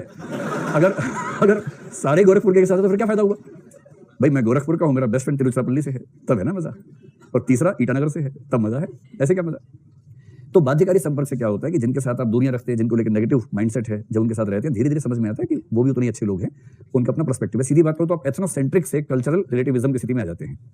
और जैसे ही कल्चरल रिलेटिविज्म आता है, आप केवल उस इंडिविजुअल के प्रति सहज नहीं होते, आप उसके साथ साथ सभी के प्रति होने लगते हैं। आपको समझ में आता है कि केवल एक वर्ग विशेष को अच्छा मानना, बाकी सबको बुरा मानना, ये ठीक बात नहीं है। ये प्रयोग अमेरिका में खूब हुआ। अमेरिका में 1950s में एक सुप्रीम कोर्ट का फैसला आया। वहां का सुप्रीम कोर्ट भारत के सुप्रीम कोर्ट जैसा ही है। वहां का सुप्रीम कोर्ट में जुडिशियल एक्टिविज्म, वहां एक जज हुए थे जिन्होंने शुरुआत की, उनको फादर ऑफ जुडिशियल एक्टिविज्म कहा गया। उनका नाम मैं भूल रहा हूँ, बहुत प्रसिद्ध जज थे। 1802 के आसपास अमेरिका को संविधान बने मुश्किल से 20 अगर 1787 मान लें तो 15 साल भी हुए थे, तो वो वहाँ के बन गए चीफ जस्टिस। अमेरिका में कोई जज सुप्रीम कोर्ट के रिटायर नहीं होता है, वो मरता है सीधे, वहाँ रिटायरमेंट की कोई उम्र नहीं है। 75 ईयर्स की उम्र के बाद यदि वो खुद चाहे और गंभीर कारण हो तो रिटायरमेंट की अपील कर सकता है, तो रिटायर हो सकता है, वरना वह मृत्यु ही रिटायरमेंट का तरीका है और कोई तरीका नहीं है। अगर मैं ठीक नाम याद कर रहा हूँ, जॉन मार्शल नाम था उस व्यक्ति का, उसने वहां पर एक्टिविज्म शुरू किया। भारत का सुप्रीम कोर्ट लगभग अमेरिकन सुप्रीम कोर्ट को कॉपी करता है बहुत सारे मामलों में। अमेरिकन सुप्रीम कोर्ट में एक क्वेश्चन बार बार उठा कि समानता का मतलब क्या है, इक्वालिटी क्या चीज है, और एक ही क्वेश्चन 2 बार उठा। एक बार उठा 1950 के आसपास, एक बार उससे करीब 60-70 साल पहले या करीब 80 साल पहले उठा। सवाल ये था कि जब अमेरिका आजाद हो गया तो उसमें अश्वेत भी आजाद हुए, सीधी सी बात है। आपको ये भी पता है कि 1860s के आसपास वहां पर 3 बहुत बड़े संशोधन हुए थे जिनको रिकंस्ट्रक्शन अमेंडमेंट्स कहते हैं, और उसमें दास व्यवस्था खत्म हो गई, अश्वेतों को अधिकार मिले, जो 1860s की क्रांति मानी जाती है, जिस समय अमेरिका टूट भी गया था। फिर लेनिन की हत्या भी हुई, वो सब चीजें उस समय हुई। और उसके बाद लेनिन का अच्छा योगदान है कि उसने संविधान संशोधन करवा दिया, उसके बाद उसकी हत्या हुई। सॉरी, क्या बोल रहा हूँ, लिंकन, अब्राहम लिंकन। अब इसके बाद क्या हुआ कि सुप्रीम कोर्ट में केस ये गया कि अगर अश्वेत और श्वेत बच्चे बराबर हैं, समानता का अधिकार है, तो समानता के अधिकार की शर्त है कि अश्वेत बच्चे और श्वेत बच्चे एक साथ पढ़ें, एक ही स्कूल में पढ़ें। अमेरिकन सुप्रीम कोर्ट को अंदाजा था कि इस समय ऐसा फैसला देंगे तो समाज में विरोध बहुत ज्यादा होगा। सुप्रीम कोर्ट भी समाज की नब्ज देख के फैसला देता है। अपने भारत में देखा ही होगा, हाल ही में बहुत सारे मामलों में, ये हर जगह होता है, ऐसा नहीं कि भारत में हो रहा है। तो सुप्रीम कोर्ट ने एक फैसला दिया, वो equality before law, equal protection of laws, वही सब व्याख्या वहां चल रही थी। और उसने कहा समानता का मतलब ये है कि दोनों बच्चों को पढ़ने का हक है, किंतु इसका मतलब ये बिल्कुल नहीं है कि वो एक ही स्कूल में एक ही क्लास में पढ़ेंगे। हाँ, बराबर सर की पढ़ाई मिलेगी, ये जरूरी है। इस अधिकार को खारिज कर दिया कि एक साथ पढ़े। और वही अमेरिकन सुप्रीम कोर्ट 1950s के आसपास जब ये मामला फिर से उठा, उसने अपने ही फैसले को बदल के कहा कि इक्वल होने का मतलब सिर्फ इतना नहीं कि सुविधाएं इक्वल हो, ऐसा माहौल भी होना चाहिए जहां इक्वलिटी हो। और तब कहा कि बच्चे न केवल पढ़ेंगे बल्कि एक साथ एक ही स्कूल में एक ही क्लास में पढ़ेंगे। और जब अमेरिका में ये हुआ पहली बार, वहां भी रेडिकल्स वैसे ही जैसे भारत में, ठीक वैसे जैसे जिस मुस्लिम जज ने फैसला दिया अयोध्या में, उसकी सुरक्षा खतरे में रहती है आजकल, ठीक वैसे जिन जजेस ने ये फैसला दिया उन पर खतरा हो गया था। और वहां के जो रूढ़िवादी वाइट्स थे उनको इस बात से बहुत दिक्कत थी। हालत ये थी कि जब पहली बार अश्वेत बच्चे श्वेत बच्चों के स्कूल में गए, एक कार में कुछ बच्चों को लेकर जाया गया, उसके आगे पीछे पुलिस की 8-10 गाड़ियां, बख्तरबंद गाड़ियां चली, उस कार के आसपास कई पुलिस वाले चले, तब वो कार या स्कूल वैन स्कूल तक पहुंची। स्कूल में पुलिस तैनात थी बहुत बड़ी संख्या में, वो बच्चे बैठे उस क्लासरूम में, आसपास हर तरफ छावनी जैसा मामला था, क्योंकि श्वेत अश्वेत बच्चे एक साथ बैठ के पढ़ रहे हैं क्लास के अंदर, ये हालत थी। और श्वेत बच्चे भी घर से सीख के आए थे कि गलत हो रहा है हमारे साथ, वो दूर हो रहे थे, उनसे बात नहीं कर रहे थे। धीरे धीरे 50 साल लगे, और 50 साल बाद उसी देश में, जिस देश में 77% आबादी व्हाइट्स की है, उस देश में बराक ओबामा राष्ट्रपति बना। ये कुछ वैसा है कि भारत में कोई मुसलमान प्राइम मिनिस्टर बने, राष्ट्रपति नहीं, प्राइम मिनिस्टर। जिस दिन भारत में कोई मुसलमान प्राइम मिनिस्टर बनेगा, ये घटना उतनी ही बड़ी होगी जितनी बड़ी घटना ये थी कि अमेरिका के 77% व्हाइट पॉपुलेशन ने एक अश्वेत व्यक्ति को चुन के राष्ट्रपति बनाया। और ये तब हुआ जब 50-60 साल के प्रोसेस में मार्टिन लूथर किंग जो जूनियर था, उसके बाद के प्रोसेस में चीजें बदली, और उस समय कंसेप्ट चला जिसको बोलते हैं बसिंग, BUSING। अमेरिकन हिस्ट्री पढ़ेंगे तो इसका बड़ा महत्वपूर्ण कंसेप्ट है बसिंग। इसका मतलब क्या है कि अश्वेत और श्वेत बच्चे एक ही बस में साथ साथ जाएंगे। ये कंसेप्ट के रूप में लिया गया कि जितना उन बच्चों के बीच में इंटरेक्शंस होंगी उतना अच्छा होगा। और कहा जाता है कि इस कंसेप्ट ने अमेरिकन बच्चों की दुनिया में रंग भेद को खत्म करने में बहुत बड़ी भूमिका निभाई। मैंने कहा ना कि बच्चे शुरुआत में रंग को स्टिमुलस मानते ही नहीं है, दिमाग में भरा जाता है, और जब बच्चों को इंटरेक्शंस के मौके मिले तो धीरे धीरे वो इतने सहज हो गए। आज अमेरिका में आप देखेंगे लगभग हर स्कूल में कंपलसरी है कि हर क्लासरूम में डाइवर्सिटी होगी। अमेरिका की सबसे सुंदर बात इस समय क्या है? डाइवर्सिटी। ये उनका नारा भी है, डाइवर्सिटी। वहां के क्लासरूम्स की हालत है कि अगर 50 बच्चे हैं, 50 में मुश्किल से 30-32 होंगे अमेरिकन सिटीजन्स, 15 से 20 के आसपास होंगे नॉन अमेरिकन सिटीजन्स। उन 50 में कम से कम 4-5 चाइना के होंगे, 3-4 हिंदुस्तान के होंगे, 1-2 पाकिस्तान के होंगे, एक यहाँ का होगा, यूरोप के कुछ देशों के होंगे, लैटिन अमेरिका के होंगे। इतनी डाइवर्सिटी है। 50 में 30 गोरे होंगे, कम से कम 15 अश्वेत होंगे, कम से कम 5 मंगोलॉइड होंगे। और जो बच्चे ऐसे क्लासरूम से निकलते हैं, आप समझ सकते हैं कि उनको यूनिवर्सल सिटीजन बनने से कोई रोक नहीं सकता। उन्हें ग्लोबल सिटीजन बनने से कौन रोकेगा? तो ये जो कंसेप्ट है, इसलिए कहते हैं कि जब भी आपको लगे कि किसी व्यक्ति का किसी समुदाय को लेकर नजरिया बहुत खराब है, उसका बाध्यकारी संपर्क करवाइए। और जहां 1 से 2 महीने वो साथ समय गुजार लेगा, आप पाएंगे कि उसके एटीट्यूड्स में सी चेंज आएगा, जमीन आसमान का परिवर्तन आएगा, ऐसा देखा जाता है। तीसरी स्थिति क्या हो सकती है? तीसरी स्थिति होती है, इसको बोलते हैं रोल चेंजिंग, भूमिकाओं का परिवर्तन। चेंज इन रोल्स या रोल चेंजिंग कह सकते हैं इसको। बड़ा अच्छा तरीका है, खास तौर से घर के अंदर अप्लाई करने के लिए सबसे शानदार तरीका है। इसका एग्जांपल है भारत की महिलाएं और उनके बारे में परसेप्शन समाज का। जैसे आपको पता है कि भारत की महिलाओं में मेरा ख्याल है, आप आपको बताएं कि कितनी प्रतिशत महिलाएं होंगी जो घर के बाहर नौकरी या व्यवसाय करने जाती हैं भारत में? अनुमान 30% महिलाएं। ये भारत की बात चल रही है, ये भारत जिसमें हम रहते हैं उसी देश की बात चल रही है, और ये 2019 की बात चल रही है, ये 3019 की बात तो नहीं चल रही। अच्छा चलिए, वर्ष 2019 में भारत में कुल महिलाओं में से कितने प्रतिशत महिलाएं घर के बाहर किसी रोजगार या व्यवसाय या नौकरी या बिजनेस के लिए जाती हैं और पैसा कमाती हैं? उनका संख्या का अनुमान क्या है आपका? 30%। देखिए मुझे भरोसा तो नहीं रहा इस बात पे 30% पे, पर आप कह रही हैं शहरी क्षेत्र, मैं शहर की बात नहीं कर रहा, मैं पूरे देश की बात कर रहा हूँ। अच्छा चलिए ऐसा कीजिए ना, छोड़िए ना, हम एक अनुमान कर लेते हैं, है ना, अनुमान कर लेते हैं। मेरा व्यक्तिगत अनुमान जब पूरे देश की बात करेंगे तो मैक्सिमम 10% पे जाएगा, उससे ऊपर नहीं जाएगा, ठीक है? मैंने पूरे देश की बात कर रहे हैं, हो सकता है कितना? अच्छा 18 कहना चाह रहे हैं, 15 से 18 भरोसा नहीं जम रहा मुझे भी यार। अच्छा तुम कह रहे हो तो 15 कर देते, चलो लोग ठीक लगा लेते हैं, ठीक लगा लिया, ठीक है 15% मान लेते हैं। चलिए तो 15% ऑफ इंडियन वीमेन, भारत की महिलाओं में से 15% के आसपास घर से बाहर नौकरी करती हैं, यानी कुछ काम करती हैं, उसके बाद उनको पैसा मिलता है, तो वो एक तरह से उत्पादक कार्य करती हैं, ऐसा मान लेते हैं। मैं जो बात कहना चाह रहा हूं उसके लिए आवश्यक नहीं है कि हम ऐसा करें, करेगा तो जरूर उम्र से भी करेगा, फिर व्हाइट कॉलर ब्लू कॉलर वो भी करेगा, पर उसकी जरूरत अभी है नहीं, ठीक है, अभी के लिए इतना काफी। चलो तो महिलाओं में लगभग 85% महिलाएं वो हैं जो अपने घर के भीतर काम करती हैं, घरेलू कार्य करती हैं, ठीक, अपने घर के भीतर। और बहुत सारी महिलाएं दूसरों के घर के भीतर काम करती हैं, डोमेस्टिक हेल्प बनती हैं, डोमेस्टिक सर्वेंट बनती हैं, उनको वेतन मिलता है, सैलरी मिलती है। पर जो महिला अपने घर के अंदर काम करती है उसको वेतन नहीं मिलता है भारत में, और उसकी नोशनल इनकम को भी नेशनल इनकम में काउंट नहीं किया जाता है, जबकि नोशनल इनकम तो मान सकते हैं उसकी भी। पर अब तक हम सैद्धांतिक रूप से बात करते हैं तब भी इस चीज में आगे बढ़ने से बचते हैं। हम कहते हैं कि इससे जीडीपी में अवैध उछाल आ जाएगा, उससे फायदा नहीं। अब आप मुझे ये बताएं, ईमानदारी से बताइए कि भारत के पुरुषों में सामान्य परसेप्शन क्या है कि घर गृहस्थी की गाड़ी किससे चल रही है, पुरुष से महिला से? मैं आपसे ना आदर्श बातें नहीं पूछ रहा हूँ भाई, मैं आपसे ये पूछ रहा हूँ कि हमारे समाज की सामान्य राय क्या है। मैं इस क्लास के बौद्धिक लोगों की सामान्य राय जानने में एकदम इंटरेस्टेड नहीं हूँ, भारतीय समाज की सामान्य राय के मैं ये जानना चाह रहा हूँ। पुरुष से चलती है, और इसका सबसे अच्छा प्रमाण पता क्या है? एक महिला थी एन ओकले नाम की, जो फेमिनिस्ट राइटर है बहुत बड़ी, उसने एक सर्वे किया। ये यूरोप का सर्वे है, भारत के मामले में थोड़ा सा और खराब हो जाएगा। यूरोप के सर्वे में पाया कि पुरुष आमतौर पर एक सप्ताह में 40 घंटे काम करता है, ठीक है, 5 दिन 5 डे वीक होता है, 8 घंटे रोज काम करता है, 40 घंटे, सो सिंपल। और यूरोप की महिला एक सप्ताह में 77 घंटे काम करती है, ये उसका एवरेज निष्कर्ष था, 77 आवर्स, 11 घंटे प्रतिदिन 7 दिन के हिसाब से।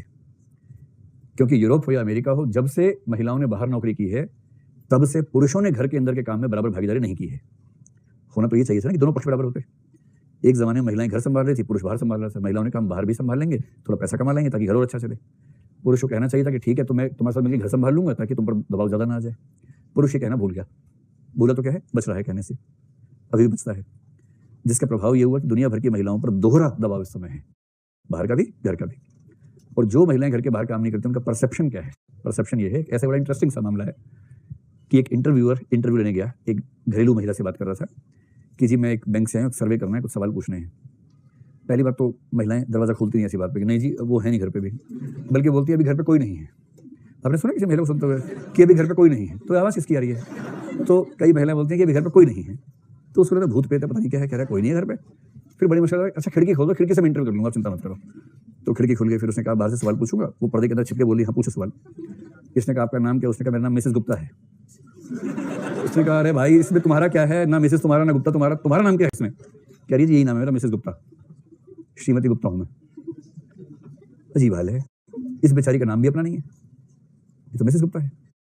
उसने कहा अच्छा ठीक है मिसेस गुप्ता, नेक्स्ट क्वेश्चन ये है कि आप क्या करती हैं? जी मैं कुछ नहीं करती। नहीं मतलब आप क्या करती? नहीं मैं कुछ नहीं करती, मेरे पति करते हैं, बैंक में जाते हैं, मेरे पति बैंक में नौकरी करते हैं, मैं कुछ नहीं करती, मैं हाउस वाइफ हूँ। क्या परसेप्शन है देखिए। यूरोप की महिला 77 घंटे काम करती है, तो भारत की महिला के 2 घंटे एक्स्ट्रा रोज के जोड़ लीजिए, कम से कम 91 घंटे हफ्ते में काम करती होगी, 13 घंटे रोज। घर में सबसे पहले उठना है, सबके लिए खाना बनेगा, सबके तामझाम होंगे, किसी को बेड टी चाहिए, किसी को कुछ और चाहिए, वो सब करना है, सबको तैयार करके सामान वामान पैक करके टिफिन भेजना है, फिर घर को चमकाना है, फर्श को रगड़ रगड़ के चमकाना है ताकि तेल निकले जमीन के अंदर से, इतना अच्छे से धोना है फर्श को। उसके बाद स्वेटर बुनना है, वो भी काम है, सर्दियाँ आने वाली हैं। उसके बाद शाम को सामंत आएगा, थका होगा, तो चाय कॉफ़ी, उसको पकौड़े भी चाहिए साथ में चाय कॉफ़ी के। उसके पहले बच्चे आएंगे टिंगू पिंगू, उनको भी दुनिया भर का तामझाम चाहिए, मम्मी ये मम्मी वो, मम्मी आज स्कूल में ये, मम्मी आज स्कूल में वो हुआ, ये खाना, कल मैडम ने पेंटिंग मंगवाई है, मम्मी पेंटिंग बनाई बच्चों के लिए। फिर सामंत आया, उसके लिए खाना बनाया, फिर सबके लिए खाना बना। फिर सामंत के पापा कह रहे हैं कि पैर में दर्द है, बहू पैर दबा दो।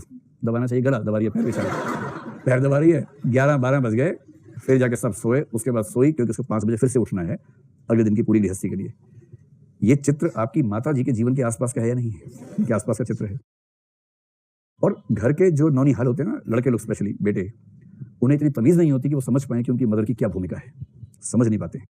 और उनको भी लगने लगता है कि मेरी माँ कोई काम नहीं करती है, काम तो पापा करते हैं, बैंक जाते हैं, मजाक है, बैंक जाते हैं।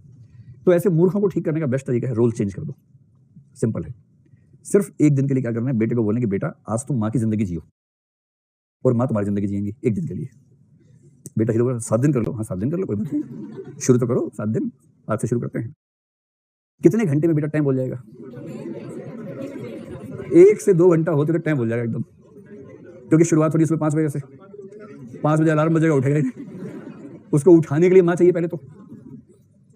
और एक दिन अगर बेटे ने माँ बनकर देख लिया ना, नानी मर जाएगी उसकी। बात समझ रहे हैं कि नहीं समझ रहे हैं? ऐसे ही जिस सामंत को लगता है कि उसकी पत्नी काम नहीं करती है, सामंत को बोलो कि एक दिन अपनी पत्नी वाले सारे काम करके देख ले, एक दिन केवल। और एक दिन के लिए अपने सामंत को बोलना, और एक दिन के लिए उसकी पत्नी उसके पति वाली जिंदगी जी के देखे। हाँ, आपको ये कहने की जरूरत ही नहीं है भाई, समझ में आ रहा है, ये वैसे ही समझ में आ रहा है। इसीलिए कहते हैं कि डोमेस्टिक वायलेंस में किसी किसी मात्रा में दूसरा पक्ष भी है, थोड़ी सी मात्रा में रिवर्स भी होता है, ऐसा थोड़ा कि सारा एक तरफा होता है। आप मेरी बात समझ गए?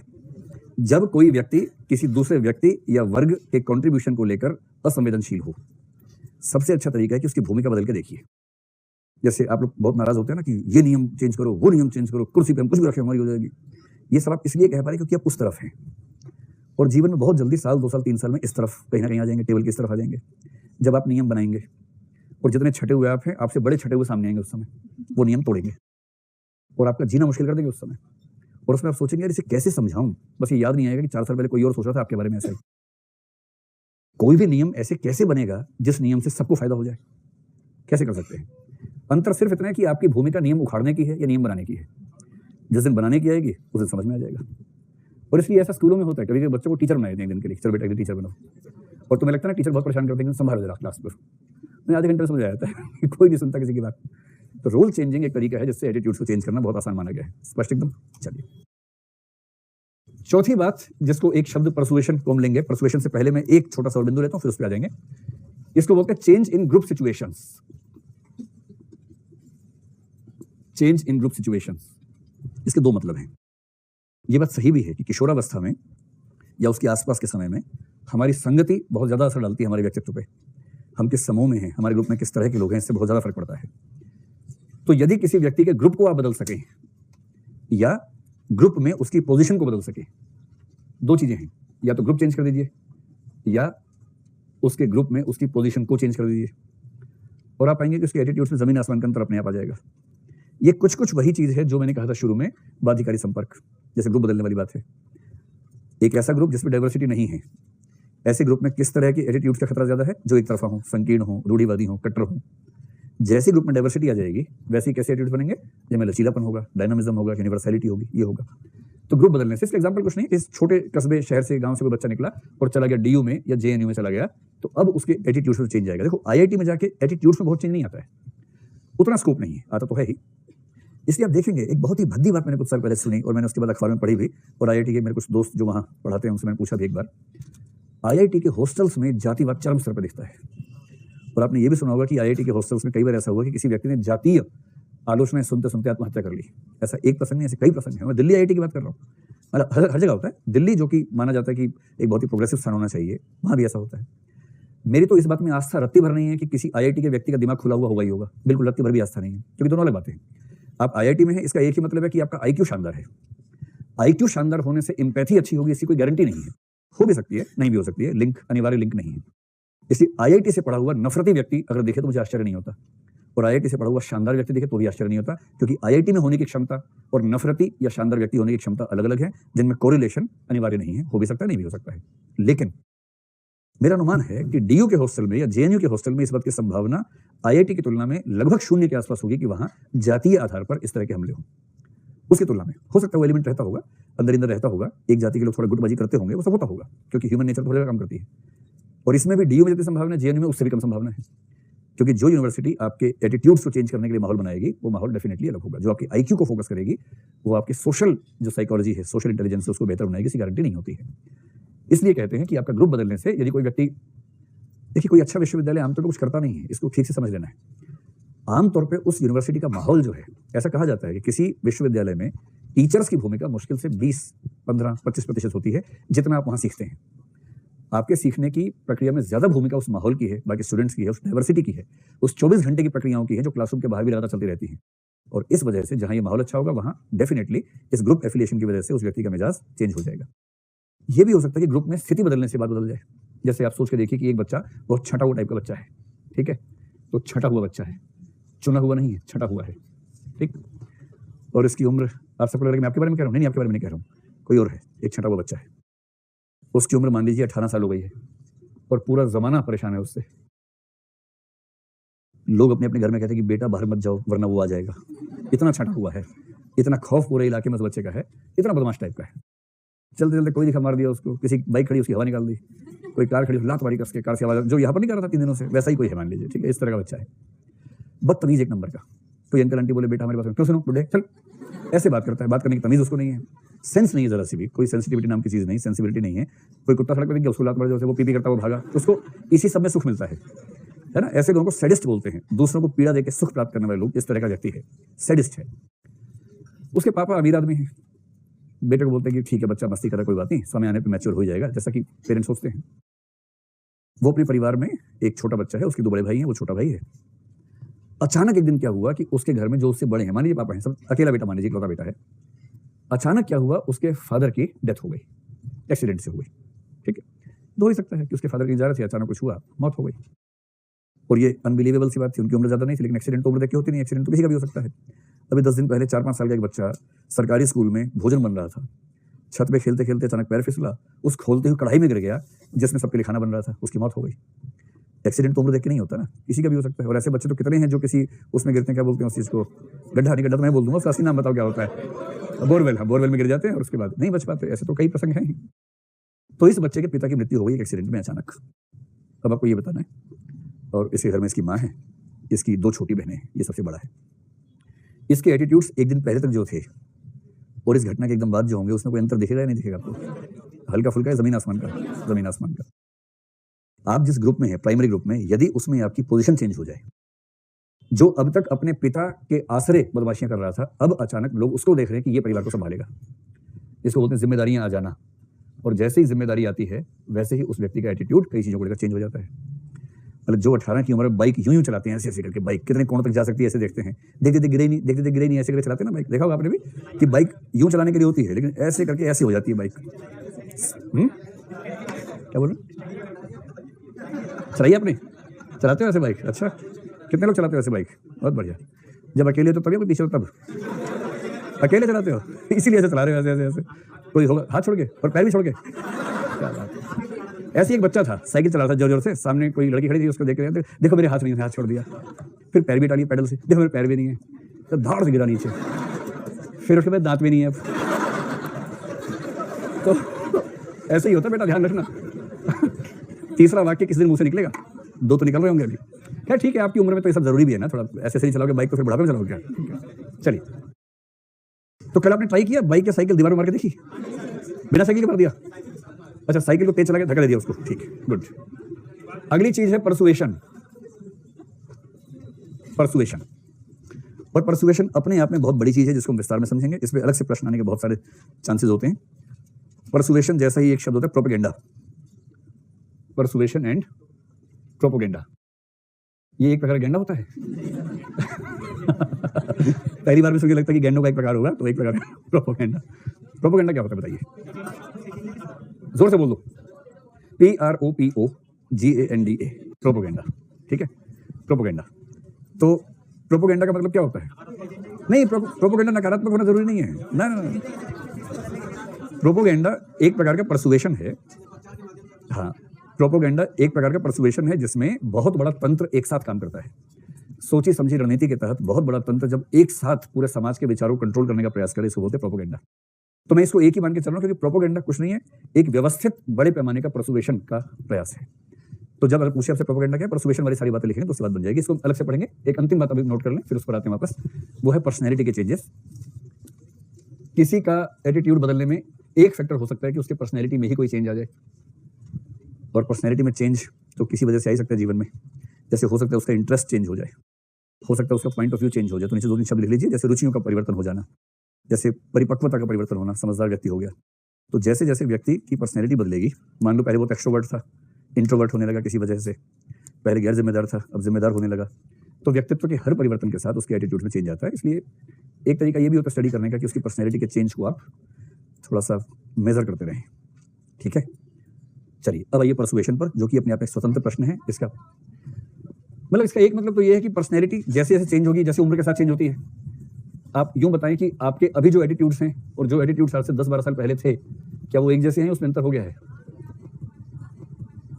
15 साल पहले या 12 साल पहले जैसे आपके एटीट्यूड्स थे, आज वैसे ही हैं या चेंज हो गए हैं? चेंज हो गए हैं, सीधी सी बात है।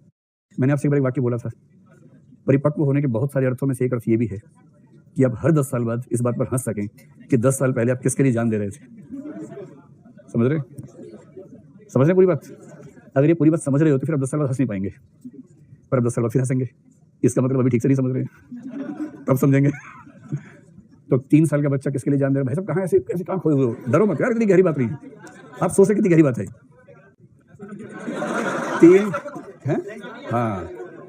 3-4-5 साल की उम्र में बच्चा खिलौनों पे जान दे रहा है, 15 साल में समझ रहे हैं आप। 25 साल में वो व्यक्ति करियर के लिए जान देने लगता है। अगर पहले वाला जानवर मालूम निपट गया हो तो करियर पे जान दे रहा है। मामला वहीं फंसा है तो फिर ठीक है, 2 साल में और चलेगा। 35 साल का व्यक्ति जीवन में सुरक्षा के लिए जान देता है कि चीजें बैलेंस में आ जाए, सुरक्षित हो जाऊं, परिवार है, नौकरी है, एक सुरक्षा बन जाए। 45 साल का व्यक्ति हेल्थ कॉन्शियस हो जाता है, क्योंकि अब उसको पता है पहली बार हड्डियों से आवाज आनी शुरू हो जाती है उस समय तक।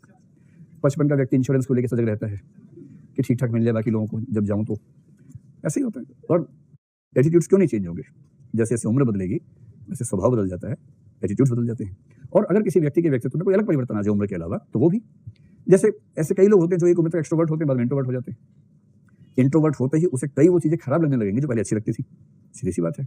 जैसे वही पार्टी वार्टी में जाना, एक दौर ऐसा होता है। जैसे कई लोग एक्सट्रोवर्ट से इंट्रोवर्ट हुए होंगे आप में से भी, बताओ कौन कौन है जो पहले खूब एक्सट्रोवर्ट थे अब इंट्रोवर्ट हो गए हैं? ऐसे लोग देखिए, ऐसे हैं करीब 50 लोग दिख रहे हैं। और इसका उल्टा एग्जांपल कम होता है कि पहले इंट्रोवर्ट से एक्सट्रोवर्ट हो गए, ऐसे भी होते हैं, कम होते हैं। कितने हैं आप में से पहले बहुत इंट्रोवर्ट थे एक्सट्रोवर्ट हो गए हैं? हाँ, तो ये करीब 10-12 लोग हैं। ठीक है, अनुपात इतना ही होता है। तो जो इंट्रोवर्ट से एक्सट्रोवर्ट होगा उसे कुछ चीज़ों में रुचि आने लगेगी, उछलना कूदना, खेलना, बाहर जाना, आउटगोइंग हो जाना। इस बात पे संजय जी बहुत प्रसन्न दिख रहे हैं। इस बात पे इनकी बत्ती सी पूरी बाहर आ रही, निकल गए। इतनी खुशी हो रही है इस बात से कि आप पहले इंट्रोवर्ट थे। आप कौन से वर्ड से पहले हैं? इंट्रो थे। अच्छा, अब एक्सट्रो हो गए हैं। अच्छा, ठीक। चलिए, तो आपको समझ में आ गई बात? तो व्यक्तित्व का परिवर्तन उम्र के हिसाब से, नेचर के हिसाब से हो तो एटीट्यूड में चेंज आ सकता है। अब आइए परसुएशन पर।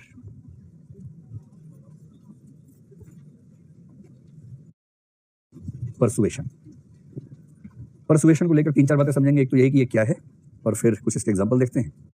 इसको पढ़ने के 2 लेवल्स रहे मनोविज्ञान में। एक है शुरुआती अप्रोच क्या थी और एक आजकल की अप्रोच क्या है। दोनों को समझेंगे, फिर जैसा प्रश्न आएगा उसके हिसाब से आप समझ जाएंगे कि कौन सी अप्रोच पूछी जा रही है। एक तो ये कि परसुएशन क्या है, और परसुएशन के कुछ एग्जांपल्स लेके समझ सकते हैं इसके उदाहरण क्या क्या हैं। मैंने कल आपको कुछ एग्जांपल्स दिए थे, वो आज फिर से दोहरा लेंगे तो आपके कागज पे बात आ जाएगी लिखी हुई। और इसके जो अध्ययन के विभिन्न स्तर क्या हैं, अध्ययन के स्तर कह लीजिए, अध्ययन के 2 विभिन्न मतलब फेजेस हैं, चरण हैं। तो सबसे पहली बात परसुएशन क्या है? कुछ नहीं है, किसी को कन्विंस करने की प्रक्रिया परसुएशन है। एकदम सिंपल है। आम भाषा में कहेंगे इसको, किसी को अपनी बात से सहमत करने की प्रक्रिया है। आप आम भाषा समझ पाए? किसी के एटीट्यूड को बदलने के लिए किया गया सायास कम्युनिकेशन।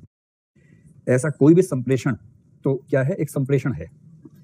संप्रेषण शब्द कौन से शब्द का अनुवाद है? कम्युनिकेशन।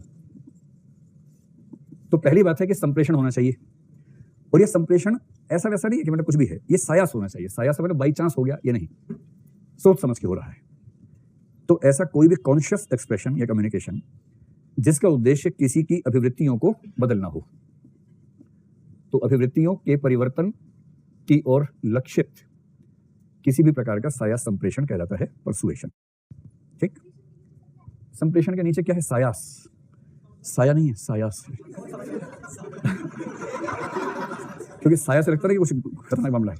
सायास का मतलब अनायास का विपरीत, ठीक है। अनायास, आयास का मतलब है सोचना, कॉन्शियस माइंड से। स प्लस आयास का मतलब सोच समझ के, अनायास मतलब बिना सोचे समझे। तो सोचा समझा, होशो हवास में, सायास का मतलब जो पूरे होशो हवास में किया गया हो उसको बोलते हैं सायास। तो किसी की अभिवृत्तियों को बदलने के लिए किया गया कोई भी सायास संप्रेषण कहलाता है परसुएशन। यहां तक बात समझ में आ गई? अब इन्होंने एक शब्द बोला कि क्या ये किसी को इन्फ्लुएंस करना ही है? ठीक बात है। आप किसी को इन्फ्लुएंस करने के लिए क्या करेंगे? आप उसके विचारों को बदलने का प्रयास करेंगे, उसकी राय को बदलने का प्रयास करेंगे। तो इन्फ्लुएंस करना एक सेंस में परसुएशन के माध्यम से ही संभव होता है। इन्फ्लुएंस तो बिना उसके भी कर सकते हैं। जैसे आपने किसी को तो झापड़ मार दी, उस पर प्रभाव पड़ा कि नहीं पड़ा? पड़ा, ठीक पड़ा, एकदम चेहरा लाल हो गया उसका। पर ये आपने उसको समझा बुझा के नहीं किया। खुद को मार रहे थे भी? नहीं, अच्छा, मुझे खुद को मार के देख रहे हैं। नहीं, ऐसा इसको आत्महिंसा माना गया है। अच्छी बात नहीं, दर्शन बुरी बात मानी गई है। तो इन्फ्लुएंस करने के और भी तरीके हैं। मार पिटाई, किसी को गाली दे दी, किसी के साथ और बदतमीजी कर दी, कुछ भी कर दिया, किसी की संपत्ति छीन के भाग गए, इन्फ्लुएंस हो गया वो व्यक्ति, प्रभावित तो हो गया। लेकिन इन्फ्लुएंस करने के बहुत सारे तरीकों में से एक है कि आपने उसको समझा बुझा के उसको अपनी राय से कन्विंस कर लिया। तो जब आप किसी को अपनी राय से कन्विंस कर लेते हैं तो ये प्रोसेस है परसुएशन। और परसुएशन के लिए इसलिए कहते हैं कि परसुएशन यहाँ या वहाँ नहीं होता है, हर जगह होता है। दुनिया में जहां देखेंगे, पूरे संसार में इसके उदाहरण बिखरे हुए हैं। संसार भर में इसके उदाहरण देखे जा सकते हैं। अब आप वो सारे एग्जाम्पल दिमाग में ले आइए जहां कभी भी किसी ने आपकी राय को बदलने का सायास प्रयास किया हो। ऐसी सबसे पहली कोशिश कौन करता है जीवन में? पेरेंट्स करते हैं। पेरेंट्स बचपन से आपको उन चीजों के लिए बहुत डांटते हैं जिनके लिए उन्होंने भी डांट खाई थी और वो भी नहीं सुधरे थे उस जमाने में। बाद में सुधर गए थे, लेकिन उस समय नहीं सुधरे थे। तो ऐसा करो, ये मत करो, गुड बॉय, बैड गर्ल, ये करो, वैसा करो। ये सब क्या है? परसुएशन है, समझाना बुझाना, है ना। उसके बाद जैसे आप स्कूल जाते हैं तो स्कूल में मास्टर लोग या टीचर लोग यही करते हैं। सॉरी, टीचर लोग मेरा मतलब, तो जो टीचर्स होते हैं वो भी ऐसा करते हैं। मास्टर लोग यही करते हैं कि बेबी ऐसा मत करो, बेटा ऐसा मत करो, ये गलत बात है, डंडा मारेंगे तुम्हें। तो वो भी क्या है? अच्छे तरीके से या डरा धमका के, डराने धमकाने वाला छोड़ दीजिए, जहां समझा के करते हैं उसको बोलेंगे परसुएशन है। ठीक, ये भी है, कुछ और भी है इसके अलावा। दोस्त वोस्त करते हैं परसुएशन, असली ज्ञान तो वहीं से आता है। तो पीयर ग्रुप ये भी परसुएट करता है, रात दिन परसुएट करता रहता है। चल चल चलते हैं, आज चल। आमतौर पर गलत कार्यों के लिए करते हैं दोस्त लोग, इसलिए दोस्त होते हैं। हाँ, परसुएशन गलत के लिए भी हो सकता है। परसुएशन अनिवार्यतः अच्छे काम के लिए हो ऐसा नहीं है। परसुएशन किसी भी चीज के लिए हो सकता है, अच्छी हो या बुरी चीज हो। परसुएशन तो प्रोसेस है, उस प्रोसेस को आप कहाँ अप्लाई करेंगे आपकी चॉइस की बात है। और दोस्त वो है जो प्रायः गलत चीज के लिए परसुएट करे, या उल्टा कर लीजिए, जो प्रायः गलत चीज के लिए परसुएट करे उसी को दोस्त कहा जाता है। ये परिभाषा भी कह सकते हैं उसकी। ये बात सही है क्या? सच्चे दोस्त गलत काम के लिए उकसाते हैं? नहीं उकसाते, नहीं उकसाते, है ना? वही है ना सारे। हाँ, आस्तीन के साथ। चलिए, पेरेंट्स हो गए, टीचर्स हो गए, पीयर ग्रुप हुआ। 2-3 एग्जांपल और दो, और कौन-कौन परसुएट करता है? ये बताइए कि इलेक्शन के समय जो लीडर्स अपनी स्पीच देते हैं उसका पर्पस क्या होता है? तो पॉलिटिकल लीडर्स, ठीक है। इसी प्रकार से जो विज्ञापनों की भाषा है ना, तो विज्ञापन भी क्या करते हैं? परसुएट करते हैं। तो एडवर्टाइजमेंट्स, वो एडवर्टाइजमेंट चाहे टेक्स्ट में हो, चाहे ऑडियो विजुअल हो, रेडियो वाली हो, कोई भी विज्ञापन अपने आप में परसुएशन का ही एक प्रयास होता है। क्या बात है, छोरे बागपत का छोरा, एक तरफा प्यार भी तो परसुएशन होता है। कैसे? समझाओ जरा, कैसे होता है? हाँ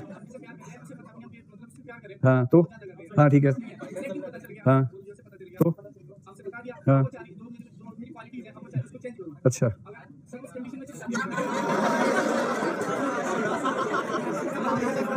ऐसी बात के जवाब में मेरा एक बेटा है छोटा सा, तो पता क्या बोलता है? कुछ भी, वट एवर, कुछ भी, कुछ भी। कह रहे एक तरफा प्यार में तो परसुएशन है।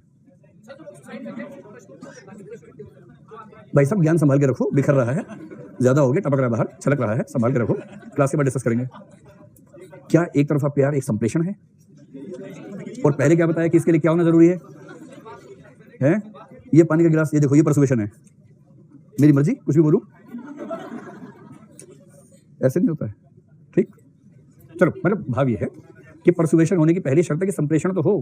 प्रेम तो भावना है, किसी के मन में भावना आ गई, आपके परसुएशन हो गया। परसुएशन नहीं हुआ, भावना ही है।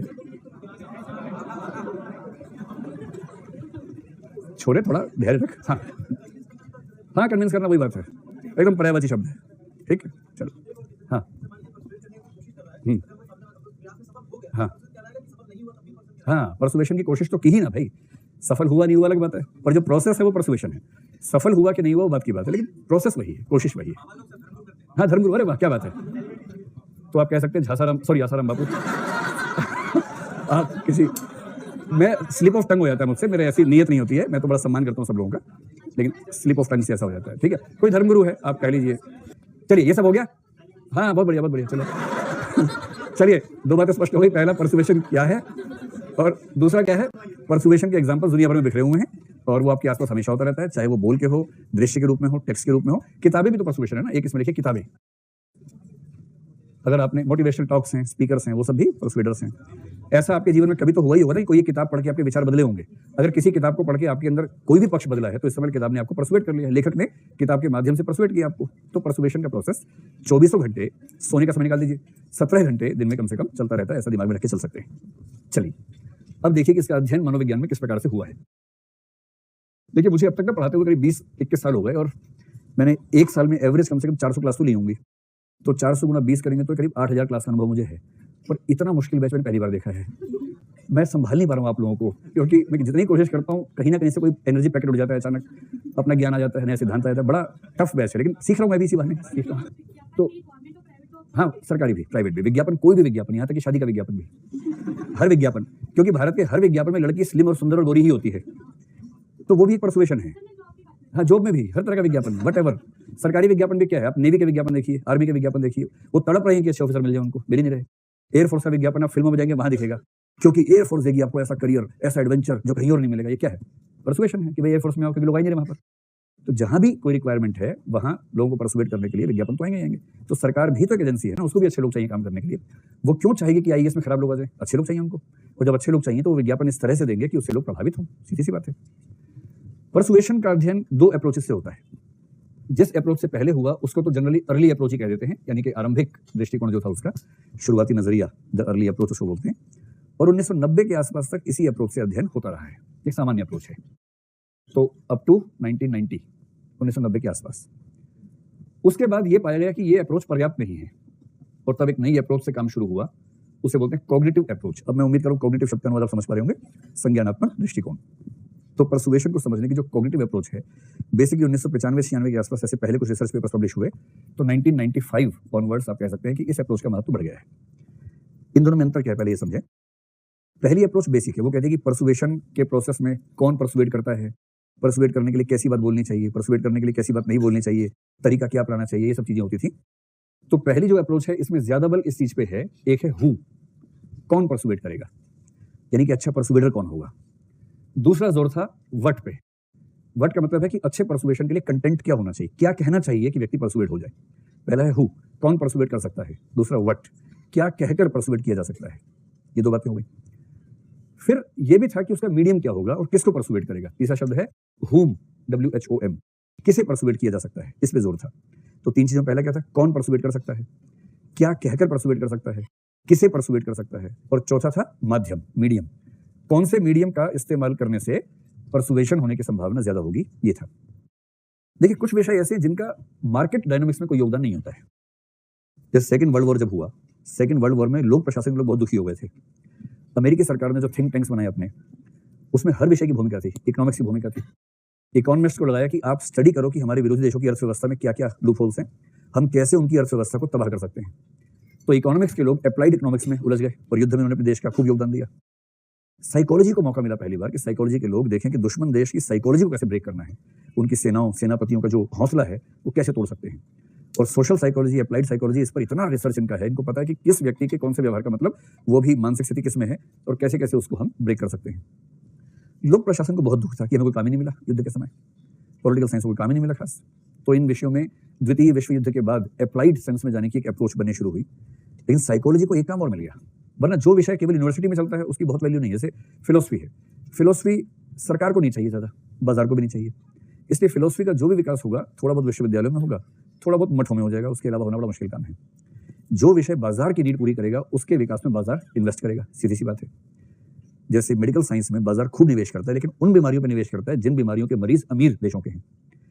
एलिफेंटाइटिस जैसी बीमारियां जो अमीर देशों में कम है, उनके इलाज के लिए मेडिकल रिसर्च नहीं के बराबर होती है, क्योंकि पैसा नहीं है मरीजों के पास। लेकिन डायबिटीज के लिए खूब पैसा मिलेगा, क्योंकि डायबिटीज अमीर देशों के लोगों को ज्यादा होता है।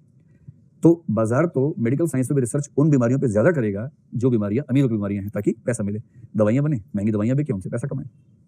ठीक वैसे ही मार्केट के सामने क्या चैलेंज है, आपको ये भी समझना है कि 1950-60s के बाद, द्वितीय विश्व युद्ध के बाद, ग्लोबलाइजेशन कब से शुरू हुआ? मानते हैं कि 80s के बाद 90s के आसपास से शुरू हुआ, लेकिन उसकी पृष्ठभूमि तो आप कह सकते हैं कि वर्ल्ड बैंक बनने के आसपास से शुरू हो गई थी, या जब हमने कहा कि अब यूनाइटेड नेशंस होगा, वहीं से होनी शुरू हो गई थी कि अब दुनिया एक सिस्टम के रूप में काम करेगी।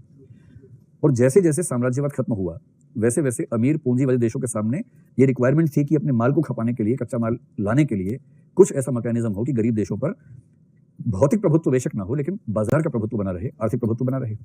उसके मैकेनिज्म निकालने ही थे। और उसका मैकेनिज्म सबसे अच्छा क्या होता है?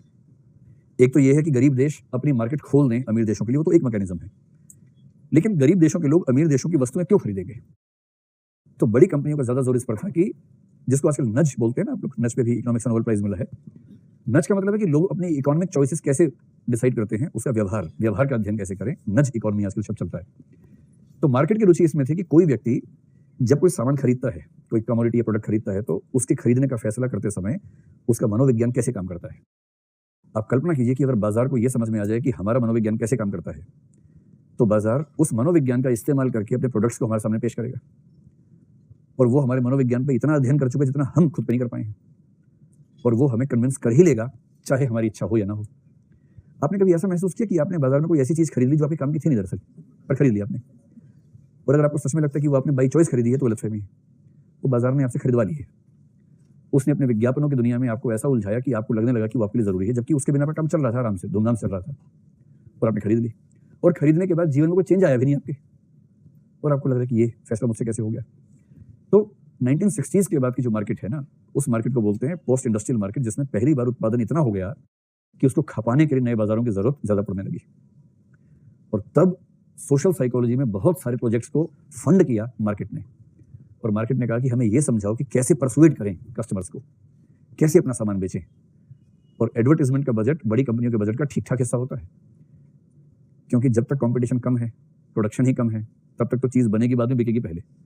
आज से 25 साल पहले हालत थी कि स्कूटर मोटरसाइकिल खरीदना हो किसी व्यक्ति को ना, बुक करना पड़ता था, और 8 से 12 साल के बाद नंबर आता था उसका। आज से 25 साल पहले की बात कर रहा हूँ, अपने पेरेंट्स से पूछिएगा, बताएंगे आपको कि अगर आपको स्कूटर खरीदना हो या मोटरसाइकिल, आप बुकिंग करवाएंगे, उसके 8 साल 10 साल 12 साल बाद नंबर आता था।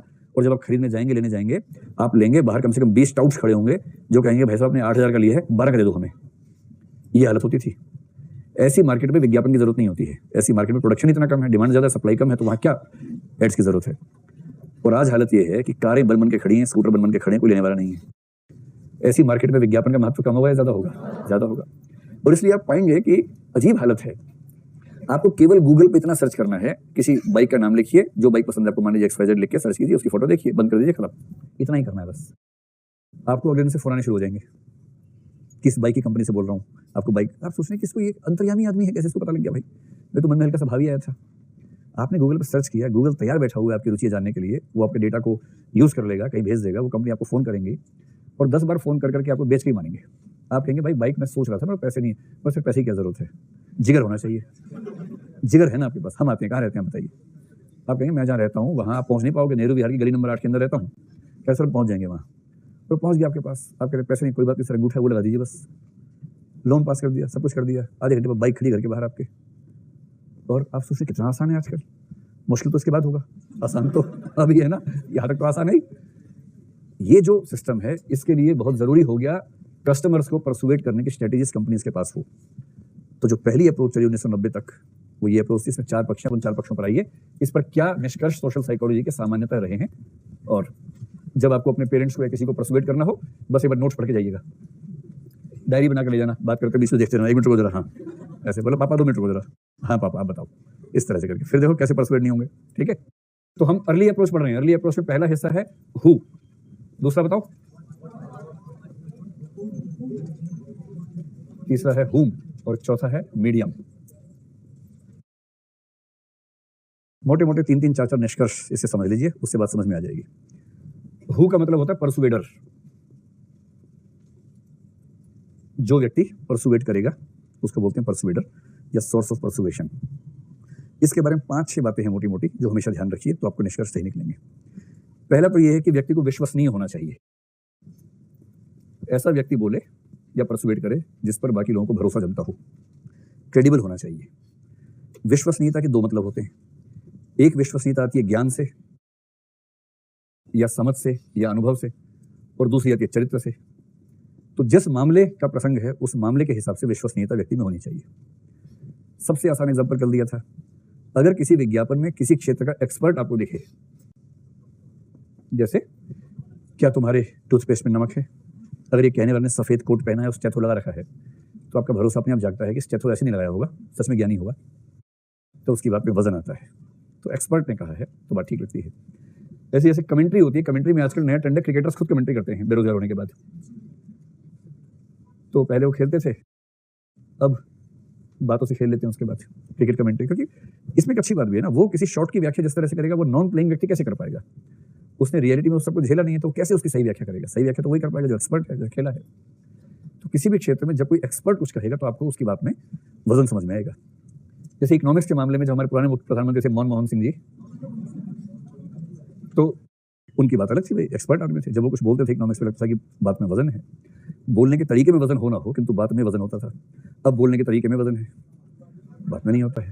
क्योंकि नरेंद्र मोदी की इकोनॉमिक्स की समझ को लेकर मैं तो बहुत आस्था से नहीं भरा हुआ हूँ, आप शायद भरे तो भरे हो, मैं तो नहीं भरा हुआ हूँ। उनके पास जो चीज़ है वो परसुएट करने की स्किल है, वो जनता की नब्ज पकड़ना जानते हैं।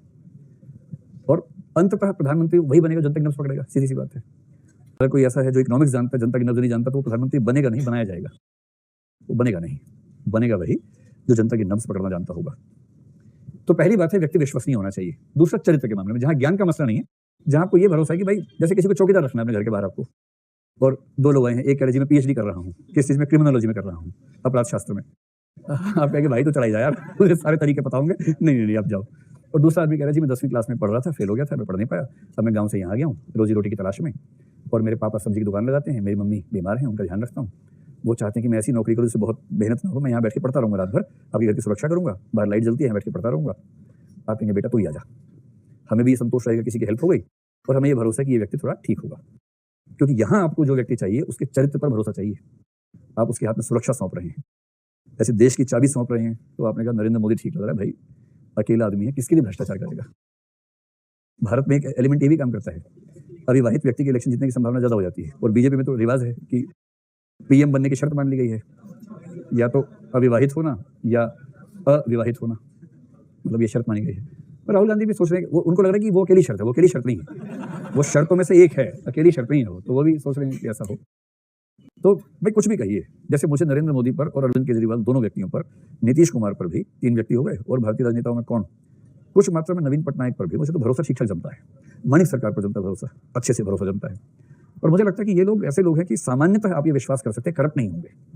मुझे पार्टी वार्टी से बहुत मतलब रहता नहीं है, और मैं इस बात से बड़ा खुश रहता हूँ कि इस समय कम से कम ऐसे कुछ नेता उभर रहे हैं जिनकी ईमानदारी का भरोसा कर सकते हैं, और अक्रॉस द पार्टीज उभर रहे हैं, ऐसा नहीं कि एक ही पार्टी में उभर रहे हैं। तो यदि मुझे वोट डालना हो किसी को और उसके हाथ में खजाने की चाबी देनी हो, तो मैं चाहूंगा ऐसा व्यक्ति हो जो भरोसेमंद हो, बहुत जानता हो, इससे फर्क नहीं पड़ता है। क्योंकि सीएम या पीएम को इतने एडवाइजर्स मिल जाते हैं जो उसको सलाह दे सकते हैं। कॉमन सेंस होनी चाहिए कि वो किसी आईएएस या किसी आर्थिक सलाहकार की सलाह को समझ लेता हो, बस सलाह देने के लिए 50 लोग बैठे हुए हैं। उसको अपने चरित्र पर भरोसा हो कि मैं किसी भी लालच को मैनेज कर लूंगा, किसी भय को मैनेज कर लूंगा, ऐसे व्यक्ति को आप चुनेंगे। तो पॉलिटिकल परसुएशन में विश्वसनीय का मतलब चरित्र से हो जाएगा। और जो नॉलेज बेस्ड परसुएशन है, जहां किसी ज्ञान की बात है, वहां आपको चाहिए कोई ज्ञानी व्यक्ति, ये उसकी विशेषता होनी चाहिए। ये हुई पहली बात। दूसरी बात मानते हैं कि जो परसुएडर है ज्यादा अच्छा होता है कि यदि वो प्रभावशाली का मतलब यहां पर है इन्फ्लुएंशियल व्यक्ति हो, इन्फ्लुएंशियल व्यक्ति हो, तो उसमें परसुएट करने की क्षमता ज्यादा हो जाती है। इसका मतलब क्या हुआ? देखिए, जिसने जीवन में कुछ हासिल करके दिखा दिया है, अगर वो आपसे कहेगा तो आपका मन करेगा उसकी बात मानने का। ऐसे कई समाज सेवक आपको मिलेंगे। मैं एक समाज सेवक से मिला था बहुत साल पहले। मैंने उससे पूछा, वो हवा चलती थी ना तो साइड में खड़ा हो जाता था थोड़ा सा, बहुत ही कमजोर सा, और मतलब नरेगा से पहले के जमाने के व्यक्ति बात कर रहा हूँ, वरना उसको काम मिल गया होता, उसमें बेरोजगार था और बहुत कमजोर। मैं सीरियसली कह रहा हूँ, तेज हवा चले तो थोड़ी घबराहट हो जाए कि वो कहाँ पाया जाएगा हवा चलने के बाद, ये मन में भय रहता था। तो मैंने एक बार उससे पूछा कि भाई साहब आप क्या करते हैं? तो उसने वाइब्रेशन मोड में था, हवा चल रही थी, उसने कहा मैं समाज सेवा करता हूँ। तो मेरे मन में भाव बड़े अजीब से भाव आए। मुझे लगा थोड़ा ठीक से बोलो, हवा तेज चल पड़ेगी, फिर तो खुद को संभाल नहीं पा रहा हवा से, और क्या करते हो? समाज सेवा करते हैं। तो भाई पहले आप 1-2 साल अपनी सेवा करो, सेहत बना लो, गोंद के लड्डू खाओ थोड़े से, थोड़ा सेहत बना लो और मजबूत हो जाओ, अपने पैर पे खड़े हो जाओ, और जिस दिन नौकरी वोकरी लग जाए, अपनी जेब भरी हो, अपने परिवार को खिलाने पिलाने की ताकत आ गई हो, अपने पेरेंट्स को सिक्योरिटी देने का हौसला आपके पास आ गया हो ना, उसके बाद अच्छा लगता है कहना कि समाज की सेवा करता हूँ। ठीक है, ये समाज सेवा बेरोजगारी का समानार्थक शब्द नहीं होना चाहिए कि मैं कुछ नहीं कर पाता तो मैं समाज सेवा करता हूँ, बात हुई। लेकिन वो मजा नहीं है। लेकिन जिस व्यक्ति ने जीवन में कुछ अचीव किया हो, वो अगर ऐसी बात करे तो आपको कन्विंसिंग बात लगेगी, क्योंकि इसने साबित किया ना खुद को, साबित करने के बाद ये ऐसी बात कह रहा है, तब लगता है कि हाँ बात में वजन है। इसलिए किसी भी समाज का कोई भी प्रभावशाली व्यक्ति अगर अपने समाज के लोगों को कुछ समझाएगा, लोग उसकी बात सुनेंगे ध्यान से, और कोई भी टटपुंजिया सबसे साफ सफाई खड़ा हो जाएगा। एक बड़ा प्रसिद्ध कथन है, नेता वो नहीं होते जो भीड़ के आगे चलते हैं, नेता वो होते हैं जिनके पीछे भीड़ चलती है।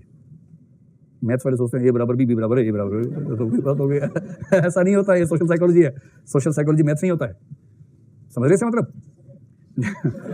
नेता वो नहीं होते जो भीड़ के आगे चलते हैं, नेता वो हैं जिनके पीछे भीड़ चलती है। इसमें जमीन आसमान का अंतर है। इसमें उसकी विश्वसनीयता है, भरोसा है, प्रभाव है, प्रभावशाली व्यक्तित्व है, तब जाके ऐसा बनता है, सब मामला नहीं होता।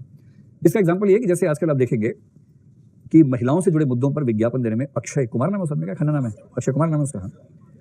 तो अक्षय कुमार आजकल विज्ञापनों में आ रहे हैं महिलाओं से जुड़े मामलों में। सैनिटरी नैपकिन्स को लेकर जो फिल्म आई थी उनकी, उसके बाद से ज्यादा ऐसे एड्स में आने लग गए हैं। तो अक्षय कुमार बात कह रहे हैं तो लोग बात को वैल्यू दे रहे हैं, क्योंकि वो स्थापित व्यक्ति है, और एक स्थापित व्यक्ति जब कुछ कहता है तो लोग सुनते हैं ध्यान से इस बात को। ऐसे ही आमिर खान जो है, ये भी एके हो गया, एके बहुत प्रसिद्ध है इस देश में, एक और भी एके है, तो दूसरा हो गया आमिर खान।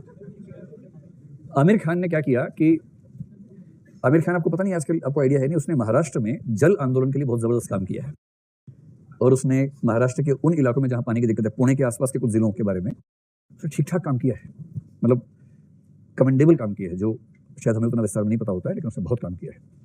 और आजकल उसका ज्यादा समय शूटिंग की बजाय इन चीजों में खर्च होता है। मैं इसलिए कह रहा हूँ, कुछ दिन पहले एक फंक्शन में गया हुआ था, वहां पर वो मंच पर था और कई लोग थे, वो भी था, और उसने वहां आधे घंटे प्रेजेंटेशन दी कि उसने इस बीच में क्या क्या प्रोजेक्ट्स किए, और वो प्रोजेक्ट देख के लगता है कि सचमुच किसी ने कई साल खर्च किए अपने, तब जाके ऐसा कर पाएगा। अब वो कर रहा है तो उस बात का वजन है, क्योंकि उसने पहले तो साबित किया एक फील्ड में, और फिर वो काम किया। तो वहां के लोग आजकल उसको भगवान मानते हैं जिन इलाकों में काम करता है। इसलिए कहा गया कि जब वो जाके लोगों को समझाएगा ना कि पानी कैसे बचाना है, लोग बात सुनेंगे उसकी। कोई एरा गैरा जाएगा तो उसकी बात नहीं सुनेंगे। इसलिए प्रभावशाली इन्फ्लुएंशियल व्यक्ति अगर परसुएडर होगा तो परसुएशन का प्रोसेस आसान होगा। तीसरी बात होती है सिमिलैरिटी। सिमिलैरिटी का मतलब यूं समझें कि जिस समुदाय को संबोधित करना है, यदि संबोधन करने वाला उसी समुदाय से मिलता जुलता है तो उसकी बात का असर ज्यादा होगा। मैं 3 के बाद नंबर 4 यहाँ लूंगा, पहले इस बात को समझ लेते हैं। जैसे अमेरिका की बात करें, वहां एक श्वेत समुदाय है, एक अश्वेत समुदाय है। मान लीजिए कोई ऐसा प्रोडक्ट है जो अश्वेत समुदाय के लिए विशेष महत्व का है, कोई भी प्रोडक्ट है मान लीजिए, या अश्वेत समुदाय की सामाजिक सुरक्षा के बारे में कोई योजना है, और उसे कन्विंस करना है कि वो उसमें शामिल हो। भारत की बात करें तो आपने सुना होगा कि पॉपुलेशन कंट्रोल की पॉलिसीज में एक बड़ी समस्या ये है कि धर्म की सपोर्ट भारत में उतनी ठीक से नहीं मिल पाती है। जैसे इस्लाम में जो रूढ़िवादी तबका है, उसका मानना है कि पॉपुलेशन कंट्रोल का कोई भी प्रयास ईश्वरीय इच्छा के विरुद्ध है। ये रूढ़िवादी हर धर्म के लोग मानते हैं, इस्लाम को लेकर बात ज्यादा सामने आती है। अब उन्हें कन्विंस करना होगा, तो उन्हें कन्विंस करने के लिए नरेंद्र मोदी चलेंगे या कोई ऐसा नेता जो उसी समुदाय का नेता होगा वो चलेगा? उसी समुदाय का कोई ऐसा व्यक्ति जिस पर उस समुदाय को भरोसा है। इसी प्रकार अश्वेत समुदाय को किसी सामाजिक सुरक्षा की नीति से जोड़ना हो तो कोई सफल प्रसिद्ध अश्वेत व्यक्ति अगर उसका प्रचार करेगा तो जो रिजल्ट आएगा वो रिजल्ट किसी श्वेत व्यक्ति के प्रचार से नहीं आएगा। इसका मतलब समुदाय जिसे प्रभावित करना है, उस समुदाय से जुड़ा हुआ कोई व्यक्ति अगर प्रचार करेगा तो उसकी बात को लोग ठीक से एक्सेप्ट करेंगे, वरना ठीक से उसको एक्सेप्टेंस मिलेगा नहीं। ये हुई 3 बातें। चौथी, एक तो बहुत सीधी सी बात मानी जाती है, वो ये कि अगर परसुएडर अट्रैक्टिव है, आकर्षक है, तो इसका एक अतिरिक्त फायदा मिलता है। थोड़ा स्मार्ट हो, सुंदर हो। बोलिए, किसका नाम? पॉलिटिकल नाम लिखने से बचिए, आमिर खान लिखो ना, आमिर खान लिखो, अक्षय कुमार लिखो, क्या दिक्कत है? हाँ, सम्राट अशोक का नाम लिखो, मतलब जो पॉलिटिकल लोग पॉलिटिकल नहीं है उनका नाम लिखिए। ये जिनका प्रभाव नहीं है, जैसे नेहरू जी का नाम सेफ नहीं चल रहा है इस समय, लेकिन अशोक का नाम सेफ है इस समय, क्योंकि अशोक के वंशज मिल नहीं रहे हैं, तो कोई दिक्कत नहीं है, तो आराम से लिख सकते हैं। ठीक है। चौथा है आकर्षक। जैसे सिंपल सा मतलब ये बताइए आप लोग, जैसे आप लोग स्कूल में पढ़े, कॉलेज में पढ़े, स्कूल कॉलेज में अगर टीचर कोई नया आए और देखने में सुंदर, स्मार्ट हो, पुरुष हो या महिला हो, अपोजिट मतलब, तो आपको पहली अनुभूति अच्छी आती थी कि नहीं आती थी? सीधी सी बात आती होगी, बहुत अच्छी आती थी, बहुत बढ़िया, बहुत ही अच्छी आती थी, बहुत बढ़िया, एकदम लेट के बाद बहुत ही अच्छी आती थी, ऐसे करके बता रहे हैं कि अभी जैसे नीचे गिर जाएंगे खुशी के मारे। ठीक है, तो इसका मतलब बड़ा सामान्य सा ये हुआ कि कोई आया परसुएट करने के लिए, और यदि उसका व्यक्तित्व आकर्षक है तो आपको एक एक्स्ट्रा चांस बनता है कि वो आपको आराम से परसुएट कर लेगा, बशर्ते केवल चेहरा सुंदर ना, उसके बाद की बातें भी सुंदर हो। लेकिन इसमें दूसरा पक्ष बताइए, 2 टीचर हैं स्कूल में आपके, 2 पढ़ा सकते हैं और पढ़ने वाले बच्चे हैं। एक टीचर दिखता बहुत अच्छा है और जैसे मुंह खोलता है आपका मन खराब हो जाता है, खाली दिखता ही अच्छा है, ज्ञान के नाम पे एकदम गोबर टाइप का है। और दूसरा है जिसको पहली बार में देख के मन में खौफ आता है कि हाय रब्बा ये पढ़ाएगा, ऐसा भाव मन में आता है। लेकिन जब वो पढ़ाने लगता है तो 2-4 मिनट के बाद आपको बात समझ में आती है और आप डूबने लगते हैं उस विषय में जो विषय वो पढ़ाना चाह रहा है। लॉन्ग टर्म में परसुएट कौन कर पाएगा आपको? जो सेकंड वाला है। बहुत छोटा सा परसुएशन हो, एक ही बार की बातचीत होनी है तो शायद आकर्षण काम करे, लेकिन अगर लॉन्ग टर्म प्रोसेस है और परसुएशन को स्थायी बनाने का मसला है तो हमेशा वही परसुएडर बेहतर साबित होगा जो ज्यादा कायदे की बात करेगा, ना कि ज्यादा आकर्षक होगा। और सबसे अच्छा कॉम्बिनेशन क्या होगा? जिसमें दोनों बातें मिल जाएं, और सबसे खराब जिसमें दोनों बातें ना हो। पांचवी बात, अब देखिए ये बहुत रोचक सी बात है। जो तीव्र गति से बोलेगा उसका परसुएट करने का जो स्तर होगा, क्षमता होगी, बेहतर होगी। तीव्र गति का वक्ता हमेशा बेहतर होगा। ऐसा क्यों बेहतर होता है ना, इस बात को भी थोड़ा समझने का प्रयास करते हैं। देखिए, एक तो धीमी गति का समाचार कोई होता है ना, उसकी बात में वैसे ही मजा नहीं आता है। भारत में प्रधानमंत्री हुए अटल बिहारी वाजपेयी, एक जमाने में तो बड़ा अच्छा वक्ता थे, शानदार वक्ता थे, इतना बढ़िया बोलते थे कि लोग मस्त हो जाते थे। मुझे भी सौभाग्य मिला उनको पास से सुनने का, जो दिल्ली विश्वविद्यालय में वो आते थे कभी कभी। लेकिन लेटर फेज में आखिरी 10-15 साल में वो बहुत स्लो हो गए थे। 3 शब्द बोले उससे बस हो गए। फिर 3-4 सेकंड बीच में विज्ञापन टीवी आता था, washing powder Nirma, washing powder Nirma, तब तक वाजपेयी जी बोलते थे, फिर वापस उनका इस तरह से होता था। मैंने ऐसा होता नहीं था, मैं वैसे मजाक में कह रहा हूँ। तो इतना स्लो बोलते थे कि लोग ना बोर हो जाते थे, चैनल चेंज कर लेते थे। तीव्र गति का वक्ता क्यों फायदेमंद होता है? देखिए, अगर आपको किसी को परसुएट करना हो ना, जो सेकंड एस्पेक्ट आएगा कॉग्निटिव, मैं उसका एक पक्ष आपके सामने लेके आ रहा हूँ। कॉग्निटिव अप्रोच में दो बातें हैं, सिस्टमैटिक प्रोसेसिंग और ह्यूरिस्टिक प्रोसेसिंग। अभी सिर्फ इतना ध्यान रखिए, सिस्टमैटिक प्रोसेसिंग का मतलब है सामने वाला बहुत चौकन्ना है, ये बात तो समझ रहे हैं आप लोग। और ह्यूरिस्टिक का मतलब है कि चौकन्ना एकदम नहीं है, अरे ठीक है, अरे ठीक है, हाँ ठीक है, ठीक है, इस मूड में आ गया है। आपको किसी को परसुएट करना है तो आपके लिए क्या ज्यादा मुफीद है कि सामने वाला कौन सी प्रोसेसिंग में हो? ह्यूरिस्टिक में हो। सिस्टमैटिक में वो तबाह कर देगा पूछ के। जैसे इस क्लास में 3-4 बच्चे सिस्टमैटिक में रहते हैं, लगातार तबाह किए रहते हैं, बाकी ह्यूरिस्टिक मोड में चले जाते हैं कि हाँ ठीक है, पॉइंट नोट कर लिए, ठीक है, कुछ हर सवाल ये कैसे हो गया, नहीं ये कैसे हो गया, वो सिस्टमैटिक प्रोसेसिंग में लगातार बने रहते हैं। परसुएडर को चाहिए कि सामने वाला ह्यूरिस्टिक प्रोसेसिंग में आ जाए। और यदि आप किसी को ह्यूरिस्टिक प्रोसेसिंग में ले जाना चाहें तो इसके 3-4 तरीके माने गए हैं, जिनमें सबसे आसान तरीका है तीव्र गति से बोलिए। क्योंकि जैसे ही आपकी स्पीड बढ़ जाएगी, ऑडियंस जो आपका है, जो श्रोता है, वो जब तक पहली बात को टटोलेगा, आप तीसरी बात पे आ जाएंगे। और बोलने की गति तीव्र होने का मतलब है कि सामने वाला बहुत कोशिश करके भी 3, 4, 6, 8 वाक्य होते होते हार मान लेगा और फिर वो किस मूड में आ जाएगा, अरे ठीक है बोल रहा हूं मैं। अगर शुरू के 2 वाक्य ठीक बोले हैं आपने, शुरू के 2-3 वाक्य ठोस बोले हैं, उसके बाद आप कुछ भी बोलते रहिए, सामने वाला मान लेगा ठीक ही चल रहा होगा, क्योंकि उसकी प्रोसेसिंग ह्यूरिस्टिक में आ रही है। ठीक है, एक तो ये तरीका होता है। इसके और भी तरीके जो आगे हमें देखने हैं। दूसरा तरीका होता है इन्फॉर्मेशन की बम्बार्डमेंट कर दो। इतने तथ्य फेंको शुरू के 4 वाक्य में, सामने वाला एकदम निहत्था हो जाता है, उसके बाद हाथ पैर छोड़ के एकदम फैल जाता है कि छोड़ो, माफ कर दो मुझे। जैसे बात चली जेंडर को लेकर, कास्ट को लेकर, आप इतना डेटा मारो शुरू में। आप जानते हैं केरल में क्या स्थिति है? केरल में ओबीसी इतना परसेंटेज है, उच्च जाति परसेंटेज है, निम्न परसेंटेज है, और तमिलनाडु में ये परसेंटेज है, और पंजाब में हाईएस्ट परसेंटेज है लोअर कास्ट की। वो 6 तथ्य मार दीजिए, सामने वाला निढाल हो जाता है, कहते हैं अब आण दो, अब तो हरियाणा बोलते हैं आण दो, इसका मतलब अब तो जो आ रहा है आने दो, अब कोई दिक्कत नहीं है। हरियाणा में कवि बोलता है मंच पे कि मैं एक कविता सुनाना चाहता हूँ, ऑडियंस बोलता है आण दे आण दे भाई, मतलब आने दे कविता, आने दे, कोई बात नहीं, कौन मना कर रहा है? तो किसी को ह्यूरिस्टिक प्रोसेसिंग में ले जाने का एक तरीका क्या है? इन्फॉर्मेशन की बम्बार्डमेंट। बहुत सारे तथ्यों को इस तरह से लगातार लाइए कि सामने वाले व्यक्ति को एब्जॉर्ब न कर पाए और अपनी हिम्मत छोड़ बैठे। तीसरा तरीका है, सबसे आसान तरीका, आपके लिए बता रहा हूं क्योंकि घर पे संभालना होगा ना, तकनीकी शब्दों का ज्यादा प्रयोग कीजिए, टेक्निकल वर्ड्स का इस्तेमाल कीजिए। जैसे घर पे पेरेंट्स समझाएं कि बेटा इससे शादी करोगे, mummy this is against constitutional values. Mummy तो बाप रे बाप मरी जाएगी नीचे की, बाप रे बाप ये क्या बोल रहा है, इतना सा पूछा था शादी करेगा नहीं, कितना पढ़ा लिखा बबुआ है हमारा। देखो, जहां आपने 5-6 शब्द फेंके, तकनीकी शब्द फेंके इस तरह के, सामने वाला मुरीद हो जाएगा आपका, और फिर वो अपनी हिम्मत छोड़ देगा, फिर वो केवल सुनने के मूड में आ जाएगा कि आप क्या कहना चाह रहे हैं। ये 2-3 तरीके हैं, कुछ और भी उसमें आएंगे बाद में। पहले देखिए, तो मैंने कहा कि तीव्र गति का वक्ता हमेशा ज्यादा अच्छा इन्फ्लुएंसर होगा या परसुएडर होगा। अंतिम बात, इसको यहां भी रख सकते हैं, ऐसा करते हैं सेकंड वाले में रखते हैं, वट वाले में रखते हैं, उससे और अच्छा आ जाएगा। इस पे 5 ही रखिए। एक अच्छे परसुएडर को अपनी बात रखते हुए क्या क्या ध्यान रखना चाहिए कि उसकी बात में वजन आए। पहली बात जो यहां मैं बोलने वाला था, यहां बोल रहा हूं, एक अच्छा परसुएडर अपनी बात में कभी भी स्पष्ट रूप में यह दिखने नहीं देता कि वो आपको किस बात के लिए कन्विंस करना चाहता है। व्यक्तिगत स्वार्थ नजर नहीं आना चाहिए।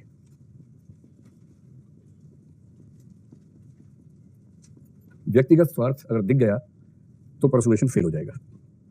आपकी बात इस तरह से हो कि व्यक्तिगत स्वार्थ नहीं है इसमें आपका, तो आपकी बात का वजन बढ़ेगा। जैसे मैंने कल आपसे कहा था ना कि कोई फोन खरीदने गया है ओप्पो का, और दुकानदार को बेचना वीवो का ही है। जहां उसने कहा वीवो खरीद लो, तो वीवो नहीं बिकेगा, और जहां उसने कहा बस हल्का सा कहना है ओप्पो चाहिए, हाँ लीजिए ओप्पो लीजिए, और उसके बाद धीरे धीरे मोल्ड करके इस भाव से कि आपके फायदे में कह रहा हूँ, मुझे तो इसी में फायदा है, पर आपका फायदा इसमें है कि आप ओप्पो ना लें, तो इस बात की संभावना ज्यादा है कि कम्युनिकेशन सक्सेसफुल होगा, नहीं तो कम्युनिकेशन फेल होगा। सेकंड बात है कि इमोशनल कंटेंट होना चाहिए। कुछ ऐसा कहिए कि सामने वाले की भावनाओं पे असर हो, खाली बुद्धि पे असर पैदा करके आप कुछ अपनी बात से कन्विंस कर नहीं पाएंगे। एक बहुत सामान्य सा तरीका माना गया है। इमोशंस अराउज होने चाहिए, भावनाएं उभरनी चाहिए। और इसमें भी स्ट्रॉन्ग इमोशंस होने चाहिए, हल्का फुल्का नहीं कि भावना हल्की सी उठी मर गई, ऐसी नहीं, स्ट्रॉन्ग इमोशंस। और स्ट्रॉन्ग इमोशन में सबसे अच्छा इमोशन है डर। डर पैदा कर दो ऑडियंस के दिमाग में, तो डर पैदा करके चले नहीं जाना है, डर पैदा करना है और अंत में संकेत क्या देना है, समाधान मैं हूं ना, इस भाव से बताना है। डर और डर के बाद समाधान, क्योंकि डर के आगे जीत है। माउंटेन ड्यू, हाँ वही, क्योंकि डर के आगे जीत है। कैसे? अब विज्ञापनों की भाषा पर गौर कीजिए। एक विज्ञापन में देखता हूँ, मुझे बड़ी हंसी आती है उसको देख के, सफल बहुत है विज्ञापन वो। आईसीआईसीआई का एक इंश्योरेंस पॉलिसी है, एलआईसी की, सॉरी लाइफ इंश्योरेंस पॉलिसी है, क्या नाम है उस कंपनी का आईसीआईसीआई में लाइफ इंश्योरेंस वाली, कौन सी कंपनी? प्रूडेंशियल शायद है ना, लोम्बार्ड तो वाहन का वो सब करते हैं ना, जो लाइफ वाला प्रूडेंशियल शायद है ना उनका, उसका एक ऐड है। ऐड क्या आता है, मतलब ऐसे ऐसे ऐड बनाते हैं, बाप रे बाप। एक और ऐड मुझे ध्यान आ गया, दोनों बताता हूँ। एक ऐड है कि एक पत्नी घर में गई, पति को पुकारा, आवाज़ ही नहीं आई, कमरे में देखा कोई नहीं है, उसका दिल धक से रह गया, किचन में देखा वहां भी नहीं, पूरे घर में नहीं दिख रहा है, किसी तरह से पीछे के आंगन में गई तो वहां एक कुर्सी पे चेहरा उस तरफ पति का सामने दिख रहा है और ऐसे लटका हुआ चेहरा है। डरो मत, इस देख के लग रहा है कि मर गया है, इसका दिल धक से रह गया एकदम, आंखों में आंसू आने लगे हैं। धीमे कदमों से वहां तक गई, उसके पास गई, उसे यूं किया, उसे चौंक के देखा, है तुम कब आई? और उसके बाद जो इसने धारा प्रवाह आंसू बहाए अपने, और उसके बाद आया, क्योंकि ये कभी भी हो सकता है, जीवन के साथ भी, जीवन के बाद भी। ये होता है परसुएशन। ये ऐड देखने के बाद कितनी महिलाओं ने अपने पति का, अपना नहीं करवाती है, पति का करवाती है, इंश्योरेंस पति का होता है। वो इसलिए कि आमतौर पे पति का संबंध उत्पादक कार्यों से है, तो वो मरेगा तो पत्नी को दिक्कत आएगी, पत्नी मरेगी तो उसको कोई ऐसी दिक्कत है नहीं, मतलब कमा तो लेगा ही। इसलिए प्रायः लाइफ इंश्योरेंस पतियों का ज्यादा होता है इस वजह से। और मेरा दावा है कि उसके बाद कई महिलाओं ने कहा हुआ है, जी मुझे प्यार नहीं करते, करता हूं ना, इंश्योरेंस करवा लो अपना, कहीं मर गए तो। ये कैसा प्यार है कि कहीं तुम मर ना जाओ, इंश्योरेंस करवा लो, ताकि तुम मर जाओ तो पैसा मुझे मिल जाए। मैंने बहुत क्रूड लैंग्वेज में कहा, नहीं सोची भाषा में कहते हैं कि अगर तुम नहीं रहे तो बच्चों का क्या होगा, उनके सिर का साया उठ जाएगा। तो मैं बोलता ना बस तो और मत बोल, मैं भी करवाता हूँ इंश्योरेंस, और फिर वो इंश्योरेंस हो जाता है। और उसी अंत में क्या होता है, जैसे आता है ना लाइफ इंश्योरेंस का विज्ञापन, साथ में सिंदूर से ऐसी रेखा बनी हुई आती है। सिंदूर भारतीय महिलाओं की कमजोरी है। सिंदूर केवल एक रसायन का नाम नहीं है तो रसायन ही, लेकिन सिंदूर पवित्र रसायन है। नहीं नहीं नहीं नहीं, नहीं। कुछ नहीं, कुछ ना कहो, एकदम नहीं, चुप, बस चुप रहो, है ना। अब मैं थक गया हूं। चलिए, आप समझ पा रहे हैं कि थोड़ा डर पैदा कर दे। अगर जैसे कुछ लोग कहते हैं कि नरेंद्र मोदी का दूसरा कार्यकाल पुलवामा के आतंकवादियों की वजह से आया, पुलवामा न होता तो शायद, मैंने पता नहीं, हमें क्या पता उसके बाद क्या होता, लेकिन एक इंटरप्रिटेशन ये है कि पुलवामा न होता तो शायद कम से कम इतना बहुमत ना होता, या बहुमत ना होता, कुछ भी होता। क्योंकि पुलवामा ने क्या किया, डर पैदा कर दिया, और पुलवामा के बेस पर उस पार्टी ने इस डर को ठीक से फैला भी दिया कि देश खतरे में है, हर जगह आतंकवादी हो जाएंगे, और हम हट गए, ये जो पार्टी है इनका तो साथ ही है उनके साथ, देश खतरे में है और देश को बचाना है, हिंदू समाज को बचाना है। तो अब की बार मोदी सरकार, एक बार फिर नहीं, क्या था, एक और बार ऐसा शायद था ना इस बार, हाँ, और फिर एक बार तो जनता ने वोट दे दिए, क्योंकि भय का माहौल पैदा हुआ और उस भय का समाधान सामने है, मैं हूं ना। बस लोगों ने कहा हाँ 56 इंच का सीना है, मजाक नहीं है, इसी को वोट देना चाहिए। ये होता है। इसलिए चाहे पॉलिटिकल मसला हो, चाहे सोशल मसला हो, चाहे बाजार का हो, डर पैदा करके समाधान सामने रखना ये सबसे बड़ा तरीका है। कभी घर के लोग बोले ना कि बेटा चुपचाप मान जाओ हमारी बात, वरना काट के फेंक देंगे, वो डरा रहे हैं, आप बोलना मैं कली जहर खा लूंगी पापा, जिंदगी भर शादी नहीं करूंगी। हालांकि पिछले वाक्य था कली जहर खा लूंगी, कली खा लूंगी तो फिर जिंदगी भर कहां से आई। फिर भी ऐसे वाक्य बोलिए, इमोशनल मोमेंट में चलता है ऐसा वाक्य कि जिंदगी भर शादी नहीं करूंगी पापा, आपका सम्मान मेरा सम्मान है, शादी नहीं करूंगी, और अगर आपने जिद की जहर खा लूंगी, आप मुझे मेरी गर्दन काट दो, लेकिन मैं पीछे नहीं हटूंगी। लो पापा चाकू, लो पापा। अब पापा घबरा जाएंगे, क्या करिए बेटा, क्या करिए, नहीं पापा काटो मुझे, मैं खुद तो काट लेती हूँ। काटना नहीं है, डरा देना है। और जैसे पापा रजे उसके बाद बोलना पापा कोई बात नहीं, आप सॉरी बोल दो, कोई बात नहीं, आगे से ठीक कर लेंगे, चीजों को ठीक कर लेंगे। चलो भाई, ये हो गया कि कंटेंट शुड बी इमोशनल, और इमोशनल में सबसे ज्यादा महत्व किसका है, डर वाला कंटेंट है। अब जितनी खुश हो रही है मुझे लग रहा है आपको रास्ता पता लग गया है ना। नोट्स बना लो इसके, नोट्स की ऐसे इस तरीके से काम करना है, ठीक है। तीसरी बात यह है कि एक अच्छा मैसेज वो होगा जो इनडायरेक्ट होगा। देखिए, indirect message is always better than the direct message. ये बात वही है जो मैंने आपसे कहा था ना कल, फॉर वार्निंग वाली बात। इनडायरेक्ट मैसेज का मतलब है सीधे कहो मत, जो कहना है वो अपने संकेतों से समझा दो।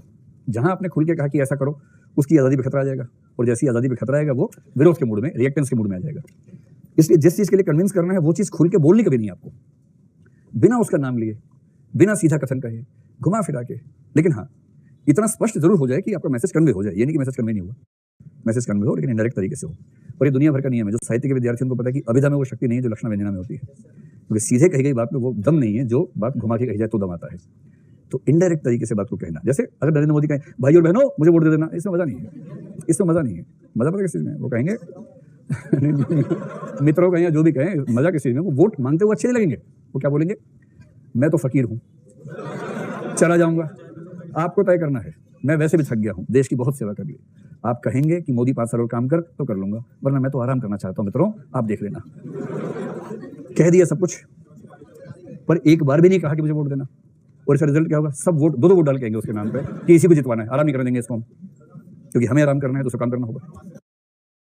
डायरेक्ट मैसेज बड़ा भद्दा लगता है, भाई मुझे वोट देना है, भिखारी आएगा भाई वोट देना, क्यों वोट देंगे तुझे हम, समझ गए। इनडायरेक्ट मैसेज डायरेक्ट मैसेज से अच्छा होता है, लेकिन मैसेज क्लियर कट होना चाहिए। और दूसरी बात, एक अच्छे मैसेज में बोथ एस्पेक्ट्स होते हैं, वन साइडेड नहीं होता है।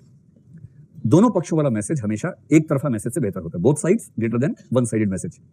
ये आपको नोट्स में मिल जाएगा, सब बातें लिखी होंगी, लेकिन आप संकेत के रूप में पॉइंट्स नोट करते रहें कि ऐसा मैसेज जिसमें दोनों पक्ष होंगे, बोथ साइडेड मैसेज अच्छा होता है वन साइडेड मैसेज से। एक तरफा संदेश से बेहतर है जिसमें दोनों पक्ष शामिल हो। दोनों पक्ष मतलब क्या है, जैसे कोई आपसे कहे कि भाई ये बताओ, अब आप लोगों की उम्र ऐसी ना कि एग्जाम्पल बार ऐसी आते हैं, जैसे कोई आपके सामने कहे कि देखो मुझे 2 व्यक्तियों में से एक को चुनना है अपने जीवन के, उनमें से एक उम्मीदवार तुम भी हो, एक उम्मीदवार वो है, मुझे रीजन बताओ कि मैं तुम्हें क्यों चुनूं, मैं इंटरव्यू प्रोसेस कर रही हूँ, उसके बाद जब सिलेक्शन करूंगी, वैकेंसी एक ही है, सीधी सी बात है। तो तुम 2 लोग शॉर्ट लिस्ट हुए हो, इंटरव्यू होगा, इंटरव्यू के बाद तय होगा, तो पहला इंटरव्यू तुम्हारा है, तो बताइए आपको क्यों चुना जाए, क्यों चुना जाए आपको इस पद के लिए, पति पद के लिए और कौन से पद के लिए क्यों चुना जाए आपको। अब देखिए, अगर आप सफल होना चाहते हैं तो ये तो मत ही बोलना क्योंकि मैं बहुत अच्छा इंसान हूं, आउट कर देंगे आपको तुरंत, कभी नहीं। अपनी अच्छाई के साथ अपनी बुराई जरूर बतानी है, और दूसरे व्यक्ति की बुराई के साथ उसकी अच्छाई भी जरूर बतानी है, बस अनुपात का हल्का सा हेरफेर कर देना है, समझ गए। अगर आपने केवल अपने गुणगान किए तो कोई भरोसा नहीं करेगा आपकी बात पे। अपनी कमजोरी भी बताओ कि देखो यार ये तो तुम्हारी चॉइस का मामला है। पहली बात तो भिखमंगा बन के तो मत बात कीजिएगा, देदाता के नाम, इस भाव से मत कीजिएगा, है ना। उस भाव से, दया के भाव से प्रेम नहीं मिलता है, दया के भाव से भीख मिलती है, और भीख और प्रेम में अंतर बनाए रखेंगे तो जीवन ठीक रहेगा, ठीक है। तो भीख नहीं मांगनी है कि प्लीज देखो, प्लीज मैं 10 साल से वेट कर रहा हूँ, प्लीज देखो ना, मैं बेरोजगार हूँ, प्लीज देखो ना, ये सब ड्रामा नहीं करना है ना। रीढ़ की हड्डी सीधी रखनी है, तनी हुई तब बात करनी है। और कैसे बात करनी है कि देखो यार तुम्हारी चॉइस का मामला है, बोले ठीक है मैं भी फ्री हूँ, मतलब कल को हो सकता है मैं भी फ्री ना रहूँ, ठीक है सोच लो। बाकी ये है कि मेरे साथ ये फायदा है कि मैं पढ़ना अच्छा लगता है, नौकरी मिल जाएगी, नौकरी तुम्हें मिल जाएगी, कोई खास बात नहीं। बुरी आदतें हैं नहीं मेरे अंदर, हाँ कुछ कमियां हैं, जैसे मैं बहुत थोड़ा केयरलेस टाइप का आदमी हूँ, ऐसा ही हूँ, झूठ बोलना मुझे पसंद नहीं है, और 2-4 कमियां और हैं।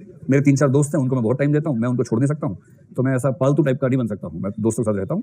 अगर ये सब ठीक लगे तो ठीक है, नहीं तो भाई साहब भी बुरे नहीं है, ठीक आदमी है, थोड़ा सा लीचड़ा कोई बात नहीं, लेकिन है ना, मतलब ये वाला शब्द मत बोलिएगा, है ना, ये शब्द नहीं, भाव ये कि वो भी ठीक है, और अंत में भाव ये आ जाए कि मामला 60-40 का है और 60 में हूं बस। अगर आपने इस तरह से कम्युनिकेशन किया जिसमें दोनों पक्ष आ गए, अपनी अच्छाई भी बुराई भी आ गई, और दूसरे विकल्प की बुराई भी और अच्छाई भी आ गई, अनुपात का अंतर इस तरह से रखा कि वो दिख नहीं रहा सामने क्या अंतर है, लेकिन वो इस तरह से उसके दिमाग में चला गया कि उसे समझ में आ गई कि बात ये ठीक है, तो जो प्रभाव होगा परसुएशन का वो प्रभाव बेहतर होगा। तो बोथ एस्पेक्ट्स आने चाहिए। और 5वीं बात है क्लियर मैसेज होना चाहिए। क्लियर का मतलब मैं इसलिए कह रहा हूं कि अभी ऊपर लिखा ना कि इनडायरेक्ट मैसेज अच्छा होता है, तो आप कहेंगे फिर क्लियर कैसे होगा। मैंने तब भी कहा था इनडायरेक्टली कहिए, लेकिन बात ठीक से कन्वे हो जानी चाहिए, कंफ्यूजन ना रह जाए, इतना कन्वे ठीक से कर दीजिए कि बात समझ में आ जाए, ये जरूरी है। तीसरी बात है हुम, किसको परसुएट करना चाहिए। इसमें केवल एक बात है किसको नहीं करना चाहिए। 3 तरह के प्राणियों को परसुएट नहीं करना चाहिए। एक तो जो बूढ़े हैं, जो सठिया गया है, वहां ऊर्जा मत खराब कीजिए, अपनी ऊर्जा बचाइए क्योंकि भगवान ने सीमित ऊर्जा दी है, उस ऊर्जा को बचाने का प्रयास करना चाहिए हमें। तो बूढ़े व्यक्ति को आप कितना भी जोर लगाएंगे ना, उसके न्यूरॉन्स के पाथ इतने फिक्स हो गए हैं कि आप कितना भी कोशिश करेंगे सब खोपड़ी जाएगी वहीं से, विचार उन्हीं न्यूरॉन से निकलेगा और रिजल्ट वही निकलेगा। इसलिए जब तक बहुत आवश्यक ना हो, बूढ़ों को परसुएट करने का प्रयास करने से बचना चाहिए। जो व्यक्ति बहुत एग्रेसिव नेचर के हैं, वहां भी अपनी ऊर्जा खराब करने से बचना चाहिए। एग्रेसिव व्यक्ति सुनता ही नहीं किसी की बात, आप समझाने का प्रयास करेंगे, आप सुनिए तो क्यों सुनते बात में, कैसे कन्विंस करेंगे उसको। तो ऐसे व्यक्ति को कन्विंस करने का बहुत प्रयास करने से बचना चाहिए। और तीसरा है जिसका आत्मसम्मान बहुत ऊंचा है, सेल्फ एस्टीम बहुत हाई है जिस व्यक्ति की।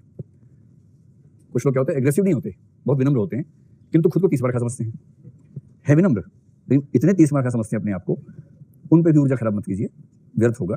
कॉस्ट बेनिफिट एनालिसिस में कॉस्ट बहुत ज्यादा हो जाएगी और बेनिफिट बहुत कम आएगा। इन 3 को छोड़ के बाकी जो सामान्य होमोसेपियंस हैं उन सबको आप आराम से परसुएट करें। हाँ, सिलेक्टिव अवॉइडेंस को करना चाहिए। इसका मतलब आप समझ पा रहे हैं आप क्या करें क्या।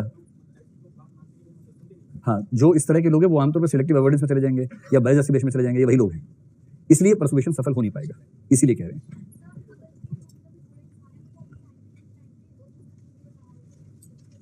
मतलब ऐसा नहीं कि सारे बूढ़े एक जैसे होते हैं, कुछ बूढ़ों में बुढ़ापा कम होता है, कुछ बूढ़ों में फ्लेक्सिबिलिटी ज्यादा होती है। यदि संयोग से कोई ऐसा बूढ़ा व्यक्ति हो जिसको बात करके लगे कि समझता है तो समझाने में हर्ज भी नहीं है। सामान्यतः ये सामान्य बात है कि जो व्यक्ति बूढ़ा है, जिसकी उम्र ज्यादा है, जो एग्रेसिव है और जो सेल्फ एस्टीम में बहुत ऊंचा है, उनको परसुएट करने का अटेम्प्ट तुलनात्मक रूप से सफल होने की संभावना कम होती है। सिर्फ इतनी बात है, ताकि हम अपनी एनर्जी वहीं खर्च करें जहां फायदा हो। मीडियम का मतलब है किस माध्यम से प्रयास किया जाना चाहिए, और इसमें 2-3 बातें छोटी छोटी नोट करके बात खत्म कर लेते हैं। देखिए, ऐसा माना जाता है कि सबसे अच्छा माध्यम है पर्सनल कम्युनिकेशन। पर्सनल कम्युनिकेशन से अच्छा कोई माध्यम नहीं है। ये बात कुछ लोगों ने एक रिसर्च इस पे किया, मैं आपको रिसर्च का सार बताता हूं, अगर आप नोट करना चाहें तो उसका नाम है एल्डरवेल्ड, नाम है ELDERVELD, एल्डरवेल्ड। और इसका एक सहयोगी था, उसका नाम था डॉज, DODGE। इन दोनों की एक रिसर्च है जो 1954 में हुई अमेरिका में। इस रिसर्च में जो निष्कर्ष निकला बहुत रोचक निष्कर्ष है। और यदि आप दिल्ली का पिछला इलेक्शन देखें विधानसभा का, अभी जैसे 2019 चल रहा है ना, 2014 की 15 की फरवरी में इलेक्शन हुआ था, जिसके बाद का नेक्स्ट इलेक्शन 2020 की फरवरी में अब होने वाला है। अगर आप उसकी तुलना करें इस रिसर्च से तो आप पाएंगे बहुत क्लोज है। उस साल क्या हुआ 2020-15 में दिल्ली में टक्कर थी, एक तरफ बीजेपी, एक तरफ आम आदमी पार्टी। बीजेपी एक संगठित पार्टी थी, पुरानी पार्टी थी, उसके पास पैसा भी खूब था, सिस्टम था, कार्डर था, लोग थे, एक्सपीरियंस था।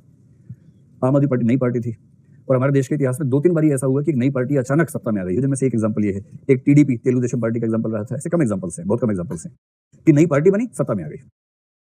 TMC लेकिन एक्सपीरियंस नहीं, ममता बनर्जी का अपना अनुभव बहुत पुराना था ना। मैं तो कह रहा हूँ कि व्यक्ति भी नया, पार्टी भी नई, और सत्ता में आ गए। तो जैसे NT रामाराव ने पहली बार ऐसा किया आंध्र प्रदेश में, और दिल्ली में केजरीवाल, एक आध केस पूरे भारत में और ऐसा हुआ है। तो ये कैसे हुआ, इसकी स्टडी की गई।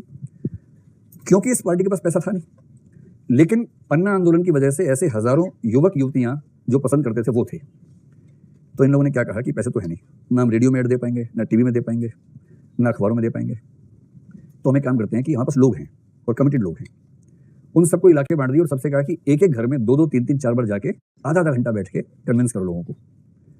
और मैं दिल्ली में था तो मुझे ध्यान है कि 3-4 बार ऐसा हुआ कि कुछ लोग विश्वविद्यालय से, कोई प्रोफेसर, कोई विद्यार्थी घर पे आ गया और समझाने लगा कि सर हम समझाना चाहते हैं। मैं समझाओ भाई, खूब समझाया एकदम फुर्सत में। मैंने आपको कितने घर निपटाने हैं? बोले हमें कोई दिक्कत नहीं, 5 मिनट निपटाने देने तो काफी है हमारे लिए, क्योंकि लोग बहुत ज्यादा हैं। दिल्ली में तो घर ही नहीं है, हम लोग बहुत ज्यादा हैं। 1-1 घंटा बैठ के कन्विंस किए जा रहे हैं। अब 3-3, 4-4 बार उस पार्टी का 1-1 या 2-2 युवक युवतियां घर पे आके कन्विंस कर रहे थे। और टीवी पे, अखबारों में लगातार बाकी पार्टियां, कांग्रेस, बीजेपी, उनके ऐड दिख रहे थे। और अंत में क्या हुआ? अंत में ऐसा लगने लगा कि शायद 40 सीटें आम आदमी पार्टी जीतेगी, और अंत में हुआ क्या, 70 में 67 जीत गई, जो कि अभूतपूर्व बात थी।